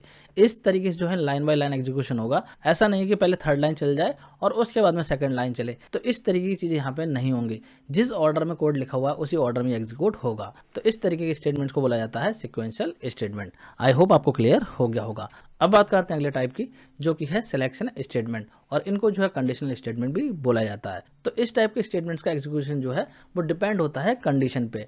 कंडीशन के अकॉर्डिंग जो है ये एग्जीक्यूट होते हैं। तो पाइथन में जो है 3 सिलेक्शन स्टेटमेंट होते हैं, जिसमें कि पहला होता है इफ, दूसरा होता है इफ एल्स और तीसरा होता है इफ एलिफ एल्स। तो चलिए इन तीनों को वन बाय वन डिस्कस कर लेते हैं। सबसे पहले बात करते हैं इफ स्टेटमेंट की। तो इफ स्टेटमेंट की अगर हम बात करें तो इसका यूज किया जाता है एक कंडीशन को टेस्ट करने के लिए। मतलब कि इफ ब्लॉक की कंडीशन अगर आपकी ट्रू होगी तो इफ ब्लॉक के अंदर जो इंस्ट्रक्शन दे रखे होंगे वो आपके एग्जीक्यूट होंगे, अदरवाइज जो है वो एग्जीक्यूट नहीं होंगे। मतलब कि कंडीशन फॉल्स होती है तो कुछ भी नहीं होगा। जैसे कि इस प्रोग्राम को देख सकते हैं, यहाँ पे जो है एक ही वैल्यू को यूजर से एंटर कराया गया है और उसके बाद में यहाँ पे कंडीशन लगाई है इफ ए लेस देन 200। मतलब कि एक ही वैल्यू अगर 200 से लेस देन रहती है तो उस केस में क्या होगा, ये वाला स्टेटमेंट एग्जीक्यूट हो जाएगा, लिख के आ जाएगा the number is less than 200। और अगर 200 से लेस देन नहीं होगी तो उस केस में कुछ भी नहीं होगा। जैसे कि आउटपुट में आप लोग देख सकते हैं, जब 150 टाइप करा है तो लिख के आ गया है the number is less than 200। मतलब कि कंडीशन ट्रू हो गई है तो ये जो स्टेटमेंट अब एग्जीक्यूट हो गया है। लेकिन जब यहाँ पे वैल्यू 200 से लेस देन नहीं दी गई है तो उस केस में देखिए कुछ भी नहीं हुआ है, मतलब कि ये स्टेटमेंट एग्जीक्यूट नहीं हुआ है। तो इस चीज का आपको ध्यान रखना है। अगर इफ स्टेटमेंट में कंडीशन ट्रू होती है तभी जो है इफ के अंदर जो स्टेटमेंट दे रखे हैं वो एग्जीक्यूट होंगे, अदरवाइज वो एग्जीक्यूट नहीं होंगे। मतलब कि कुछ वहां पे नहीं होगा। तो आई होप आपको क्लियर हो गया होगा कि इफ स्टेटमेंट क्या होता है। अब बात करते हैं इफ एल्स की। तो इफ एल्स स्टेटमेंट की हेल्प से आप जो है 2 कंडीशन को टेस्ट कर सकते हैं। मतलब कि इफ के अंदर जो कंडीशन दे रखी है अगर वो ट्रू होती है तो उस केस में इफ के अंदर जो स्टेटमेंट दे रखे होंगे वो एग्जीक्यूट हो जाएंगे, और कंडीशन अगर आपकी फॉल्स होती है तो उस केस में क्या होगा, जो एल्स ब्लॉक में जो है कोड दे रखा होगा वो आपका एग्जीक्यूट हो जाएगा। जैसे कि यहाँ पे एग्जांपल में आप लोग देख सकते हैं, यहाँ पे जो है यूजर से एक नंबर एंटर करवाया गया है नम नाम के वेरिएबल में, और उसके बाद में यहाँ पे कंडीशन लगाई है इफ नम लेस देन 0। मतलब कि जो नंबर यहाँ पे यूजर एंटर करता है अगर वो लेस देन 0 है तो प्रिंट हो जाए नंबर इज नेगेटिव नंबर, और उसके बाद में एल्स ब्लॉक लगा के इसके अंदर लिख दिया है number is a positive number. मतलब कि नंबर लेस देन 0 होगा तब आपका इफ वाला ब्लॉक एग्जीक्यूट होगा, मतलब कि ये वाला स्टेटमेंट जो है एग्जीक्यूट हो जाएगा। और अगर लेस देन 0 नहीं होगा तो उस केस में क्या होगा, जो एल्स वाला पार्ट है ये एग्जीक्यूट हो जाएगा। तो यहाँ पे आउटपुट में आप लोग देख सकते हैं, पहले टाइप करा है -10 तो लिख के आ गया है नंबर इज नेगेटिव नंबर, क्योंकि ये जो है 0 से लेस देन है। और दूसरी बार जब इस प्रोग्राम को चलाया है तो यहाँ पे टाइप करा है 10 तो लिख के आ गया the number is positive number. मतलब कि जो एल्स पार्ट है ये एग्जीक्यूट हो गया है। तो इस तरीके से इफ एल्स स्टेटमेंट जो है वर्क करता है। आई होप आपको क्लियर हो गया होगा। अब बात करते हैं इफ एलिफ एल्स की। तो इफ एलिफ एल्स का यूज किया जाता है मल्टीपल कंडीशन को टेस्ट करने के लिए। मतलब कि अगर आपको मल्टीपल कंडीशन टेस्ट करनी है अपने प्रोग्राम में तो उस केस में आप यूज कर सकते हैं इफ एलिफ एल्स स्टेटमेंट का। जैसे कि यहाँ पे जो एक प्रोग्राम बनाया है जिसमें कि जो भी नंबर आप एंटर करें तो उस नंबर पे जो भी डे है वो आपका प्रिंट हो जाए। मतलब कि अगर आप टाइप करें तो मंडे आ जाए, 2 टाइप करें तो ट्यूसडे आ जाए, 3 टाइप करें तो वेडनेसडे आ जाए। तो इस तरीके से नंबर के अकॉर्डिंग डे प्रिंट हो जाए। तो इस प्रोग्राम को बनाने के लिए आपको जो है मल्टीपल कंडीशन को टेस्ट करने की रिक्वायरमेंट होगी। देखिए यहाँ पे एक ही नाम से वेरिएबल बनाया है जिसमें कि एक नंबर को एंटर करा लिया है और उसके बाद में इफ स्टेटमेंट लगाया है और लिखा है यहाँ पे कि ए के अंदर जो वैल्यू आई अगर वो आपकी 1 है तो उस केस में प्रिंट कर दो मंडे। फिर एलिफ स्टेटमेंट का यूज करके दूसरी कंडीशन लगाई है कि अगर जो ए के पास में नंबर आया वो 2 है तो उस केस में क्या कर दो, ट्यूसडे प्रिंट कर दो, 3 है तो वेडनेसडे कर दो, 4 है तो थर्सडे कर दो। इस तरीके से जो यहाँ पे 7 कंडीशन अप्लाई कर दी है और उसके बाद में जो है यहाँ पे एल्स पार्ट डाल दिया है कि इनके अलावा अगर यूजर कुछ और टाइप करे तो क्या लिख के आ जाए, इनवैलिड ऑप्शन लिख के आ जाए। तो इस तरीके से जब इस प्रोग्राम को आप चलाएंगे और यहाँ पे 5 टाइप करते हैं तो आपको देखने को मिल जाएगा फ्राइडे। और अगर यहाँ पे यूजर 1 से लेके जो है 7 के बीच में कोई भी वैल्यू नहीं देता है, मतलब कि इनके अलावा कुछ और वैल्यू टाइप कर दे जैसे कि 8 टाइप कर दे तो उस केस में क्या होगा, जो एल्स वाला पार्ट होगा वो एग्जीक्यूट हो जाएगा। तो इस तरीके से जो है if elif else statement work करता है। इसकी हेल्प से आप जो है मल्टीपल कंडीशन टेस्ट कर सकते हैं। आई होप आप लोग को क्लियर हो गया होगा। अब हम डिस्कस करेंगे इटरेटिव स्टेटमेंट्स को, इनको लूपिंग स्टेटमेंट भी बोलते हैं। तो चलिए बात करते हैं कि लूपिंग स्टेटमेंट्स क्या होते हैं। तो देखिए लूपिंग स्टेटमेंट की हेल्प से आप जो है सेट ऑफ इंस्ट्रक्शंस को particular number of time repeat करा सकते हैं। मतलब कि लूपिंग स्टेटमेंट का काम होता है कोड को रिपीट करने का। तो पाइथन में जो है 2 टाइप के लूप्स होते हैं, या फिर आप कह सकते हैं 2 लूपिंग स्टेटमेंट होते हैं, जिसमें कि पहला है फॉर और दूसरा है वाइल। तो चलिए इन दोनों को 1 बाय 1 डिस्कस कर लेते हैं। पहले हम डिस्कस करेंगे फॉर लूप को। तो देखिए फॉर लूप की हेल्प से आप जो है प्रोसेस कर सकते हैं किसी भी सीक्वेंस के आइटम्स को, जैसे कि लिस्ट है, स्ट्रिंग है या फिर टपल है। तो इनके जो आइटम्स होते हैं इनको जो है आप 1 बाय 1 प्रोसेस कर सकते हैं, मतलब कि इटरेट करा सकते हैं। और इसके अलावा फॉर लूप की हेल्प से आप किसी पर्टिकुलर कोड को एक नंबर ऑफ टाइम रिपीट करा सकते हैं। तो चलिए यहाँ पे जो है इसको एग्जांपल समझते हैं। जैसे कि यहाँ पे जो है मैंने कोड लिखा है, जिसमें कि यहाँ पे काउंट के नाम से एक लिस्ट है। तो लिस्ट क्या है, यहाँ पे एक सीक्वेंस है, और उसके बाद मैंने लिखा है फॉर नम इन काउंट। तो देखिए फॉर लूप में सबसे पहले आप फॉर लिखते हैं, उसके बाद में एक वेरिएबल बनाते हैं। ये जो नम है ये वेरिएबल का नेम है। तो वेरिएबल का नेम आप यहाँ पे कुछ भी लिख सकते हैं। मैंने यहाँ पे नम लिख दिया है, आप चाहें तो कुछ भी लिख सकते हैं। और उसके बाद में हम लगाते हैं इन, जो कि हमारा मेंबरशिप ऑपरेटर है। देन हम लिखते हैं सीक्वेंस का नेम, जिसकी की वैल्यू को हमें 1 बाय 1 करके एक्सेस करना है। तो यहाँ पे लिख दिया काउंट, मतलब कि ये वाली जो लिस्ट है वो यहाँ पे आ गई है। अब देखिए इस लूप से क्या होगा, जो यहाँ पे काउंट के नाम से सीक्वेंस है, इसके अंदर जो वैल्यू है ये 1 बाय 1 करके किसके पास जाएंगी, नम वाले वेरिएबल के पास जाएंगी। मतलब कि पहले 10 जाएगा, फिर 20 जाएगा, फिर 30 जाएगा। इस तरीके से जो है यहाँ पे नम वाले वेरिएबल के पास में ये वैल्यू जाएंगी। तो जितनी भी वैल्यू इस सीक्वेंस में होंगी ये लूप जो है उतनी बार ही चलेगा। जैसे अभी के केस में यहाँ पे 5 वैल्यू है, तो ये लूप जो है 5 टाइम चलेगा। और यहाँ पे हम प्रिंट कर रहे हैं नम की वैल्यू को, तो जो भी वैल्यू नम के पास में यहाँ पे आएगी एक करके वो यहाँ पे प्रिंट होती हुई चली जाएंगी। मतलब कि इसका आउटपुट जो है वो कुछ इस तरीके से आ जाएगा। अब बात करते हैं कि फॉर लूप में आप जो है रेंज फंक्शन का भी यूज कर सकते हैं। जैसे कि सेकंड वाले एग्जांपल में यहाँ पे लिखा है मैंने फॉर नम इन रेंज 5, मतलब कि यहाँ पे एक नंबर दे दिया है, इस रेंज में जो है इस लूप को चलाने के लिए बोला गया है। तो जब आप फॉर लूप में रेंज फंक्शन का यूज करते हैं और सिंगल वैल्यू यहाँ पे पास कर देते हैं, तो इसका मतलब ये होता है कि 0 से लेके 5 तक इस तरीके की जो रेंज होती है वो यहाँ पे डिफाइन हो जाती है। मतलब कि यहाँ पे जो भी नंबर दे रखा होगा उसकी स्टार्टिंग जो है 0 से होगी। तो इस तरीके से रेंज बन जाएगी। तो इसका मतलब ये हुआ कि जो नम वाला वेरिएबल है इसके पास में पहले 0 जाएगा, फिर 1 जाएगा, फिर 2, फिर 3, फिर 4, और जो 5 है, जो भी यहाँ पे लिमिट दे रखी होती है, ये वाली वैल्यू नहीं जाती है। मतलब कि 5 जो है यहाँ पे नम वाले वेरिएबल के पास नहीं जाएगा। 0 जाएगा, 1 जाएगा, 2 जाएगा, 3 जाएगा, 4 जाएगा, लेकिन 5 नहीं जाएगा। तो यहाँ पे जो है नम वाले वेरिएबल को प्रिंट कराया जा रहा है। मतलब कि इसका आउटपुट जो है आपको कुछ इस तरीके से देखने को मिलेगा, 0 से लेके 4 तक की वैल्यू आ जाएंगी। इसके अलावा आप जो है इस तरीके से भी लूप को डिफाइन कर सकते हैं। मतलब कि आप स्टार्टिंग वैल्यू बता सकते हैं कि कहाँ से स्टार्ट हो और कहाँ पे जाके ये स्टॉप हो। ये पहली वाली हो जाएगी स्टार्ट वैल्यू और दूसरी वाली हो जाएगी स्टॉप वैल्यू। और इसके बाद में जो थर्ड पार्ट में लिखा हुआ है ये होती है स्टेप वैल्यू, मतलब कि कितने की स्टेपिंग यहाँ पे हो। तो इस केस में जो नंबर वाला वेरिएबल है इसके पास वैल्यू क्या जाएगी, पहले 1 जाएगी, उसके बाद में देखिए 2 नहीं जाएगी क्योंकि यहाँ पे 2 की स्टेपिंग है। मतलब कि हर सेकंड नंबर को ये प्रिंट करेगा। 1 के बाद में यहाँ वैल्यू आएगी 3, फिर इसके बाद में जाएगा 5, 4 नहीं जाएगा क्योंकि यहाँ पे स्टेपिंग 2 की है। बाय डिफॉल्ट जो स्टेपिंग होती है वो 1 की होती है। अगर मैं यहाँ पे 2 नहीं लिखता तो वैल्यू आती है 1, 2, 3, 4, 5, 6 नहीं आएगा क्योंकि जो अपर लिमिट होती है वो इंक्लूड नहीं होती है। इस चीज का आपको ध्यान रखना है, जो भी अपर लिमिट दे रखी होगी वो वैल्यू जो है इस वेरिएबल के पास नहीं जाएगी। तो इस तरीके से नंबर वाले वेरिएबल के पास में ये 3 वैल्यू जा रही है। इसका मतलब ये हुआ कि जो लूप है वो आपका 3 टाइम एग्जीक्यूट होगा। और यहाँ पे देखिए प्रिंट कराया जा रहा है किसको, पाइथन को। तो पाइथन 3 बार जो है लिख के आ जाएगा। देखिए लूप जो है 3 बार चल रहा है। यहाँ पे नम की वैल्यू को हमने प्रिंट नहीं कराया। अगर नम की वैल्यू को हम प्रिंट करते तो लिख के आता 1, 3, 5, लेकिन इस कोड में हमने प्रिंट करा है पाइथन को। तो जितनी बार लूप चलेगा उतनी बार क्या होगा, ये पाइथन स्टेटमेंट एग्जीक्यूट होके आ जाएगा। तो इस तरीके से अगर आप फॉर लूप के अंदर यहाँ पे कुछ कोड लिख देते हैं तो वो कोड उतनी बार ही एग्जीक्यूट होगा जितनी बार ये लूप चल रहा होगा। अगर आपने यहाँ पे जो वेरिएबल दे रखा है उसकी वैल्यू प्रिंट करेंगे तो उसकी वैल्यू आएगी।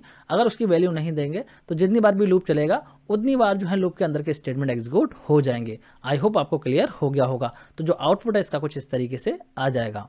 तो पहले बात करते हैं ब्रेक स्टेटमेंट की। तो ब्रेक स्टेटमेंट का यूज़ किया जाता है लूप को टर्मिनेट करने के लिए। इसको और के ले लें, यहाँ पे एग्जाम्पल समझते हैं। जैसे कि यहाँ पे कोड लिखा है फॉर आई इन रेंज 1, 10। तो जो आई वाला वेरिएबल है इसके पास वैल्यू जाएंगी 1 से लेके 9 तक। मतलब कि पहले 1 जाएगा, फिर 2, फिर 3, फिर 4, इस तरीके से जो है 9 तक की वैल्यू जाएंगी। 10 नहीं जाएगा क्योंकि मैंने आपको बताया था कि जो अपर लिमिट होती है वो इंक्लूड नहीं होती है। तो इस तरीके से 1 से लेकर 9 तक की वैल्यू जाएंगी। अब देखिए इस लूप के अंदर मैंने कंडीशन लगाई है इफ i = 5, मतलब कि i की वैल्यू जैसे ही 5 के इक्वल हो इस लूप को ब्रेक कर दो। यहाँ पे जो है मैंने ब्रेक स्टेटमेंट लगा दिया है और यहाँ पे जो प्रिंट स्टेटमेंट है वो ब्रेक स्टेटमेंट के बाद में लगा हुआ है। तो इस तरीके से क्या होगा, ये प्रोग्राम चलेगा तो वैल्यू 1 आएगी, 2 आएगी, 3 आएगी, 4 आएगी और जैसी वैल्यू 5 आएगी तो ये लूप जो है ब्रेक हो जाएगा। इसके बाद में जो आपको 5 देखने को नहीं मिलेगा, ना ही 6 देखने को मिलेगा, मतलब कि इसके आगे की जो वैल्यू है वो आपको देखने को नहीं मिलेगी। ये लूप जो है वो यहीं पे टर्मिनेट हो जाएगा क्योंकि यहाँ पे जो है ब्रेक स्टेटमेंट लगा दिया है। जो आउटपुट है वो कुछ इस तरीके से आपके सामने आ जाएगा। 1 से लेकर 4 तक की वैल्यू आएंगी क्योंकि यहाँ पे जो वैल्यू प्रिंट की जा रही है वो ब्रेक स्टेटमेंट के बाद की जा रही है। अगर प्रिंट स्टेटमेंट को हम ब्रेक स्टेटमेंट से पहले लगा दें तो उस केस में जो आपको 5 भी देखने को मिलता, बाद में जो है आपका लूप ब्रेक होता। मतलब कि अगर आप कोड को कुछ इस तरीके से लिखते हैं, जैसे कि यहाँ पे जो है मैंने पहले प्रिंट करा है, उसके बाद में कंडीशन लगाई है कि आई की वैल्यू जब 5 हो तो लूप को ब्रेक कर दो। तो इस केस में जो आउटपुट आएगा वो इस तरीके से आएगा, मतलब कि आउटपुट में जो आपको 5 भी देखने को मिलेगा। क्यों मिलेगा? क्योंकि आई के पास में जब वैल्यू जाएगी 5 तो वो वैल्यू जो है पहले प्रिंट हो जाएगी, उसके बाद में जो है यहाँ पे कंडीशन टेस्ट होगी और फिर जो है आपका लूप ब्रेक होगा। तो इसीलिए आपको आउटपुट में 5 देखने को मिलेगा। तो इस तरीके से ब्रेक स्टेटमेंट की हेल्प से आप लूप को टर्मिनेट करा सकते हैं। इसके अलावा देखिए ब्रेक स्टेटमेंट का यूज करते हैं हम इनफिनाइट लूप में भी। अगर आपका जो है लूप इनफिनाइट बन गया है, इनफिनाइट लूप देखिए क्या होता है, एक ऐसा लूप जो कि आपका चलता ही रहे, कभी भी स्टॉप ना हो, तो ऐसे लूप को रोकने के लिए भी हम जो है ब्रेक स्टेटमेंट का यूज कर सकते हैं। और इनफिनाइट लूप जो है वो कई बार गलती से बन जाता है, मतलब कि कोई कंडीशन जो हम गलत लगा दें तो उसकी वजह से भी कई बार इनफिनाइट लूप क्रिएट हो जाता है। और अगर हम चाहें तो जानबूझ के भी इनफिनाइट लूप क्रिएट कर सकते हैं। अगर आपको जानबूझ के इनफिनाइट लूप क्रिएट करना है तो आप जो है इस तरीके से लिख सकते हैं व्हाइल ट्रू। व्हाइल ट्रू से क्या होगा, यहाँ पे जो कंडीशन होगी वो हमेशा ट्रू रहेगी और ये जो लूप है वो आपका हमेशा चलता ही रहेगा। तो इस टाइप के इनफिनाइट लूप को भी आप जो है ब्रेक स्टेटमेंट की हेल्प से टर्मिनेट कर सकते हैं। देखिए यहाँ पे जो है ए की वैल्यू 0 है और फिर यहाँ पे लगा दिया व्हाइल ट्रू, मतलब कि इनफिनाइट लूप है और लूप के अंदर प्रिंट किया गया है ए को, तो 0 प्रिंट हो जाएगा। इसके बाद में ए की वैल्यू में +1 कर दिया है, मतलब कि ए की वैल्यू हो जाएगी 1 और फिर जो यहाँ पे कंडीशन लगाई है कि ए की वैल्यू जैसी 10 हो तो क्या करो, इस लूप को ब्रेक कर दो। तो इस तरीके से इस कोड से 1 से लेके 9 तक की वैल्यू जो है आउटपुट में आएंगी, उसके बाद में जो आपका लूप ब्रेक हो जाएगा। अगर यहाँ पे ये कंडीशन लगा के हम ब्रेक स्टेटमेंट नहीं लगाते तो ये लूप जो है चलता ही रहता, मतलब कि नंबर्स को ये प्रिंट करता चला जाता। तो इस तरीके से आप जो है इनफिनाइट लूप को भी ब्रेक स्टेटमेंट की हेल्प से टर्मिनेट कर सकते हैं। आई होप आप लोग को क्लियर हो गया होगा। तो इसका आउटपुट जो है कुछ इस तरीके से आ जाएगा। अब डिस्कस करते हैं कंटिन्यू स्टेटमेंट को।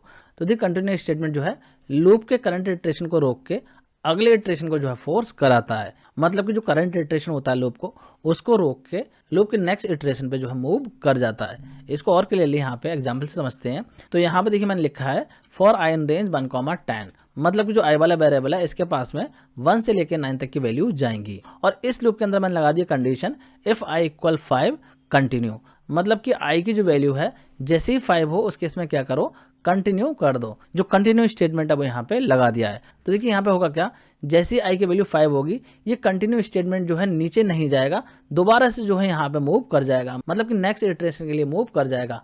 आई की वैल्यू जो है 6 आ जाएगी। यहाँ पे जो प्रिंट स्टेटमेंट दे रखा है ये एग्जीक्यूट नहीं होगा। जब आई की वैल्यू 5 आएगी उस केस में ये प्रिंट स्टेटमेंट नहीं चलेगा क्योंकि यहाँ पे लगा दिया है कंटिन्यू स्टेटमेंट। तो नेक्स्ट इटरेशन के लिए जो लूप है वो आपका आगे बढ़ जाएगा। जो आउटपुट आएगा वो कुछ इस तरीके का आएगा।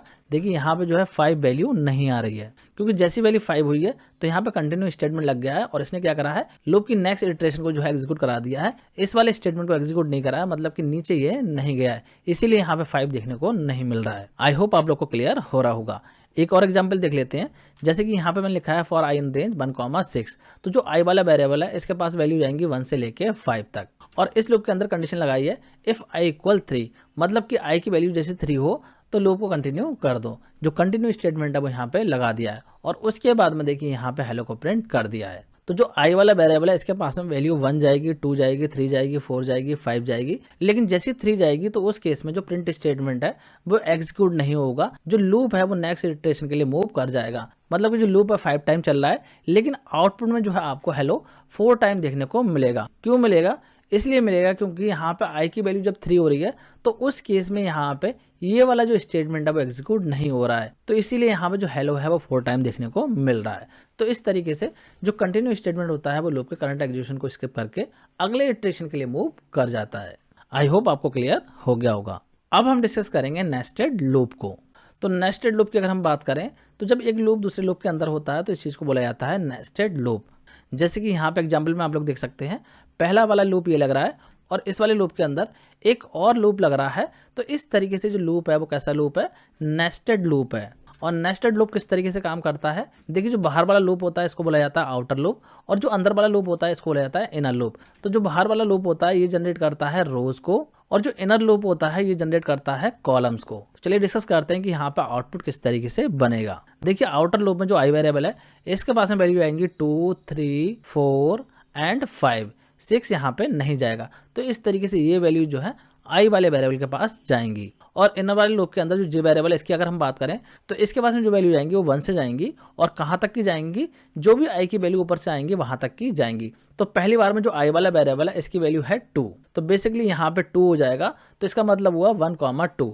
तो यहाँ पे जो जे वाला वेरिएबल है इसके पास में वैल्यू जाएगी ओनली 1। और देखिए इनर लूप के अंदर ये प्रिंट स्टेटमेंट लगा हुआ है, मतलब कि आई की वैल्यू को प्रिंट कराया जा रहा है। तो आई की वैल्यू कितनी आएगी, ऊपर से 2 आई है तो 2 प्रिंट हो जाएगा। इसके बाद में जे की वैल्यू है तो जे की वैल्यू कितनी आई है, 1 आई है, तो इस तरीके से 2, 1 आ जाएगा। और इसके बाद में ये वाला लूप एंड हो जाएगा। जो प्रिंट स्टेटमेंट लगा हुआ है इसकी वजह से क्या होगा, कर्सर अब नेक्स्ट लाइन में चला जाएगा। देखिए यहाँ पे जो मैं आपको आउटपुट दिखा दे रहा हूँ जिससे कि एक्सप्लेन करने में आसानी हो जाए और आपको समझने में आसानी हो जाए।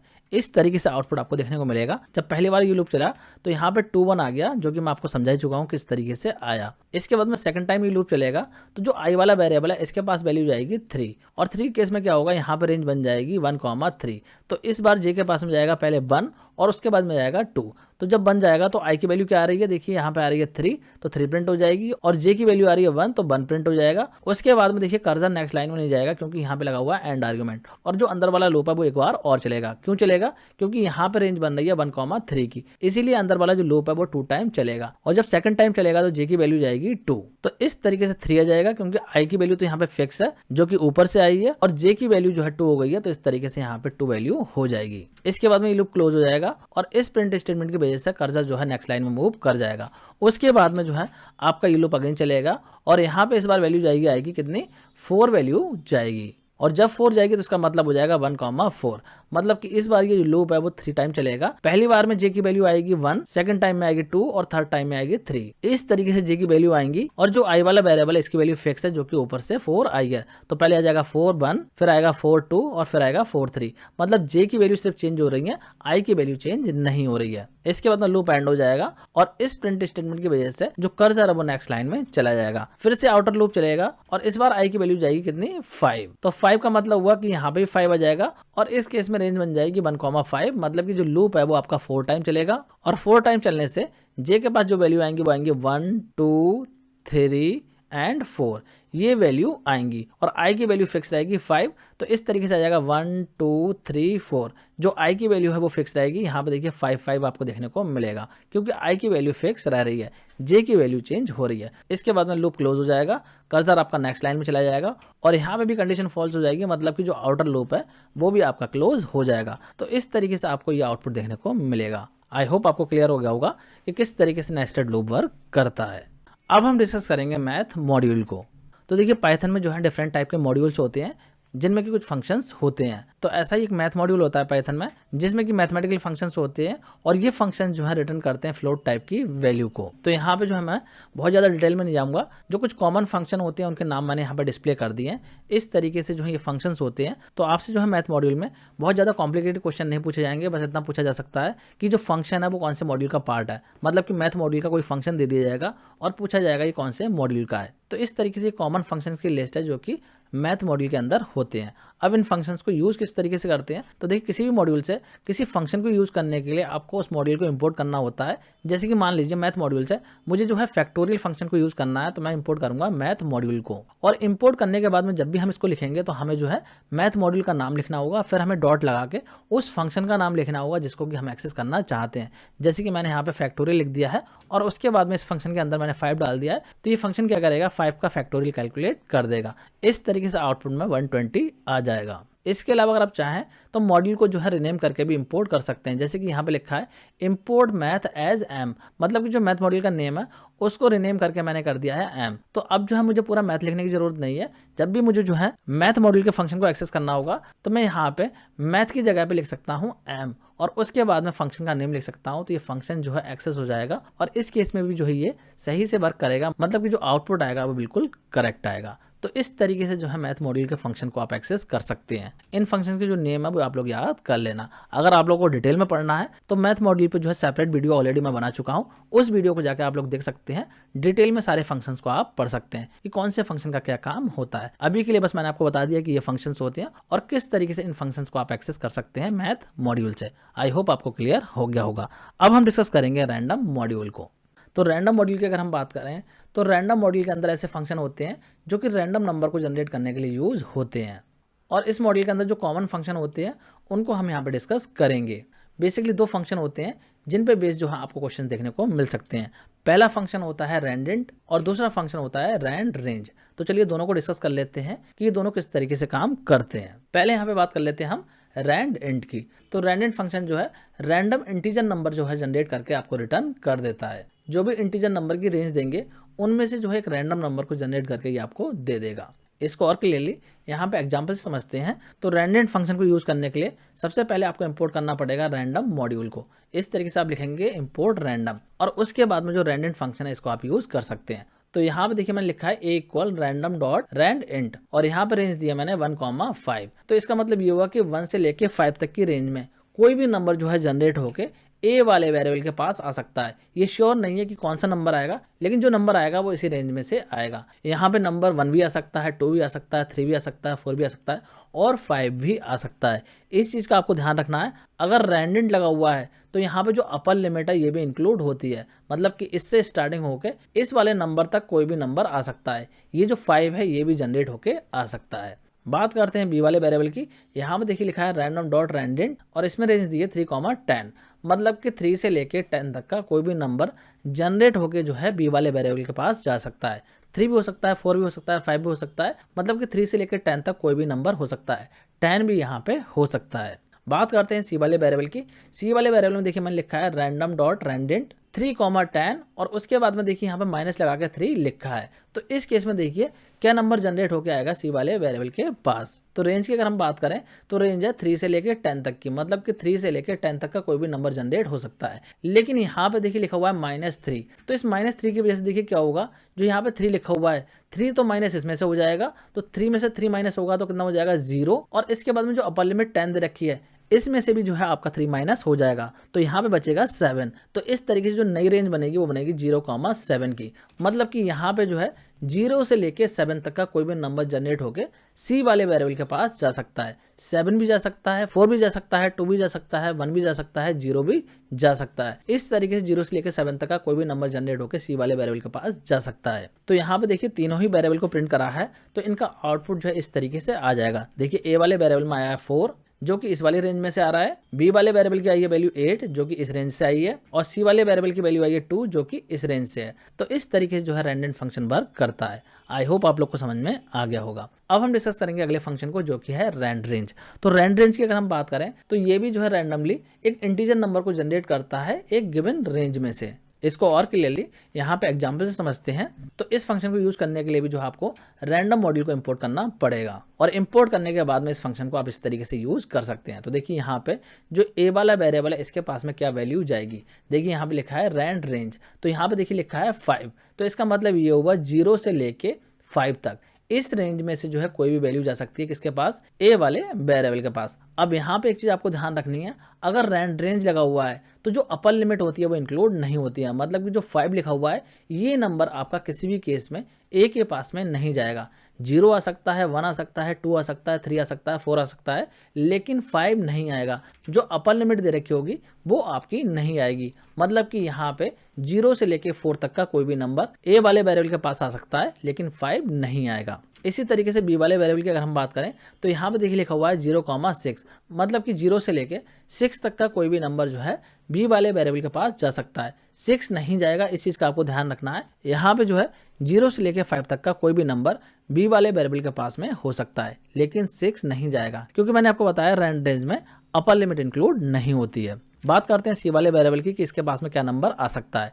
तो यहाँ पे देखिए लिखा है रैंड रेंज 3,7, मतलब कि 3 से लेके 6 तक की वैल्यू जाएंगी, 7 नहीं जाएगा। तो जो सी वाला वेरिएबल है इसके पास में 3 से लेके 6 तक का कोई भी नंबर आ सकता है, 7 नहीं आएगा। बात करते हैं डी वाले वेरिएबल की। यहाँ पर देखिए लिखा है 3,8 और इसके बाद में लिखा है -2। तो यहाँ पे जो स्टार्टिंग रेंज है इसमें से -2 होगा तो यहाँ पे हो जाएगा 1। इसके बाद में जो अपर लिमिट है इसमें से भी -2 होगा तो यहाँ पे बन जाएगा आपका 6। मतलब कि जो रेंज बनेगी वो बनेगी 1,6 की। तो इस तरीके से जो डी वाला वेरिएबल है इसके पास में 1 से लेके 5 तक का कोई भी नंबर जा सकता है, 6 नहीं जाएगा क्योंकि यहाँ पे जो 6 है वो है अपर लिमिट पे, तो अपर लिमिट जो है वो यहाँ पे इंक्लूड नहीं होती है। तो इसलिए 1 से लेके 5 तक का कोई भी नंबर डी वाले वेरिएबल के पास में जा सकता है। यहाँ पे देखिए इसके बाद में मैंने सभी वेरिएबल्स को प्रिंट करा है तो आउटपुट जो है वो कुछ इस तरीके से आ जाएगा। ए की वैल्यू आई है 3 जो कि इस रेंज से आई है, बी की वैल्यू भी 3 आई है जो कि इस रेंज से है, और सी की वैल्यू आई है 6 जो कि इस रेंज से है, एंड डी की वैल्यू आई है 3 जो कि इस वाली रेंज से आई है। तो इस तरीके से जो है रैंड रेंज फंक्शन वर्क करता है। आई होप आपको समझ में आ गया होगा कि रैंड रेंज और रैंड रेंज का काम क्या होता है और किस तरीके से इन दोनों फंक्शन को आप रैंडम मॉड्यूल से यूज कर सकते हैं। तो यहाँ पे जो हमने पाइथन के जो बेसिक कॉन्सेप्ट्स थे उनको डिस्कस कर लिया है। अब अगले वीडियो में जो हम पाइथन के थोड़े एडवांस टॉपिक्स को डिस्कस करेंगे, मतलब कि डेटा टाइप वगैरह के बारे में डिस्कस करेंगे। तो आज की इस वीडियो में इतना ही। Thanks for watching.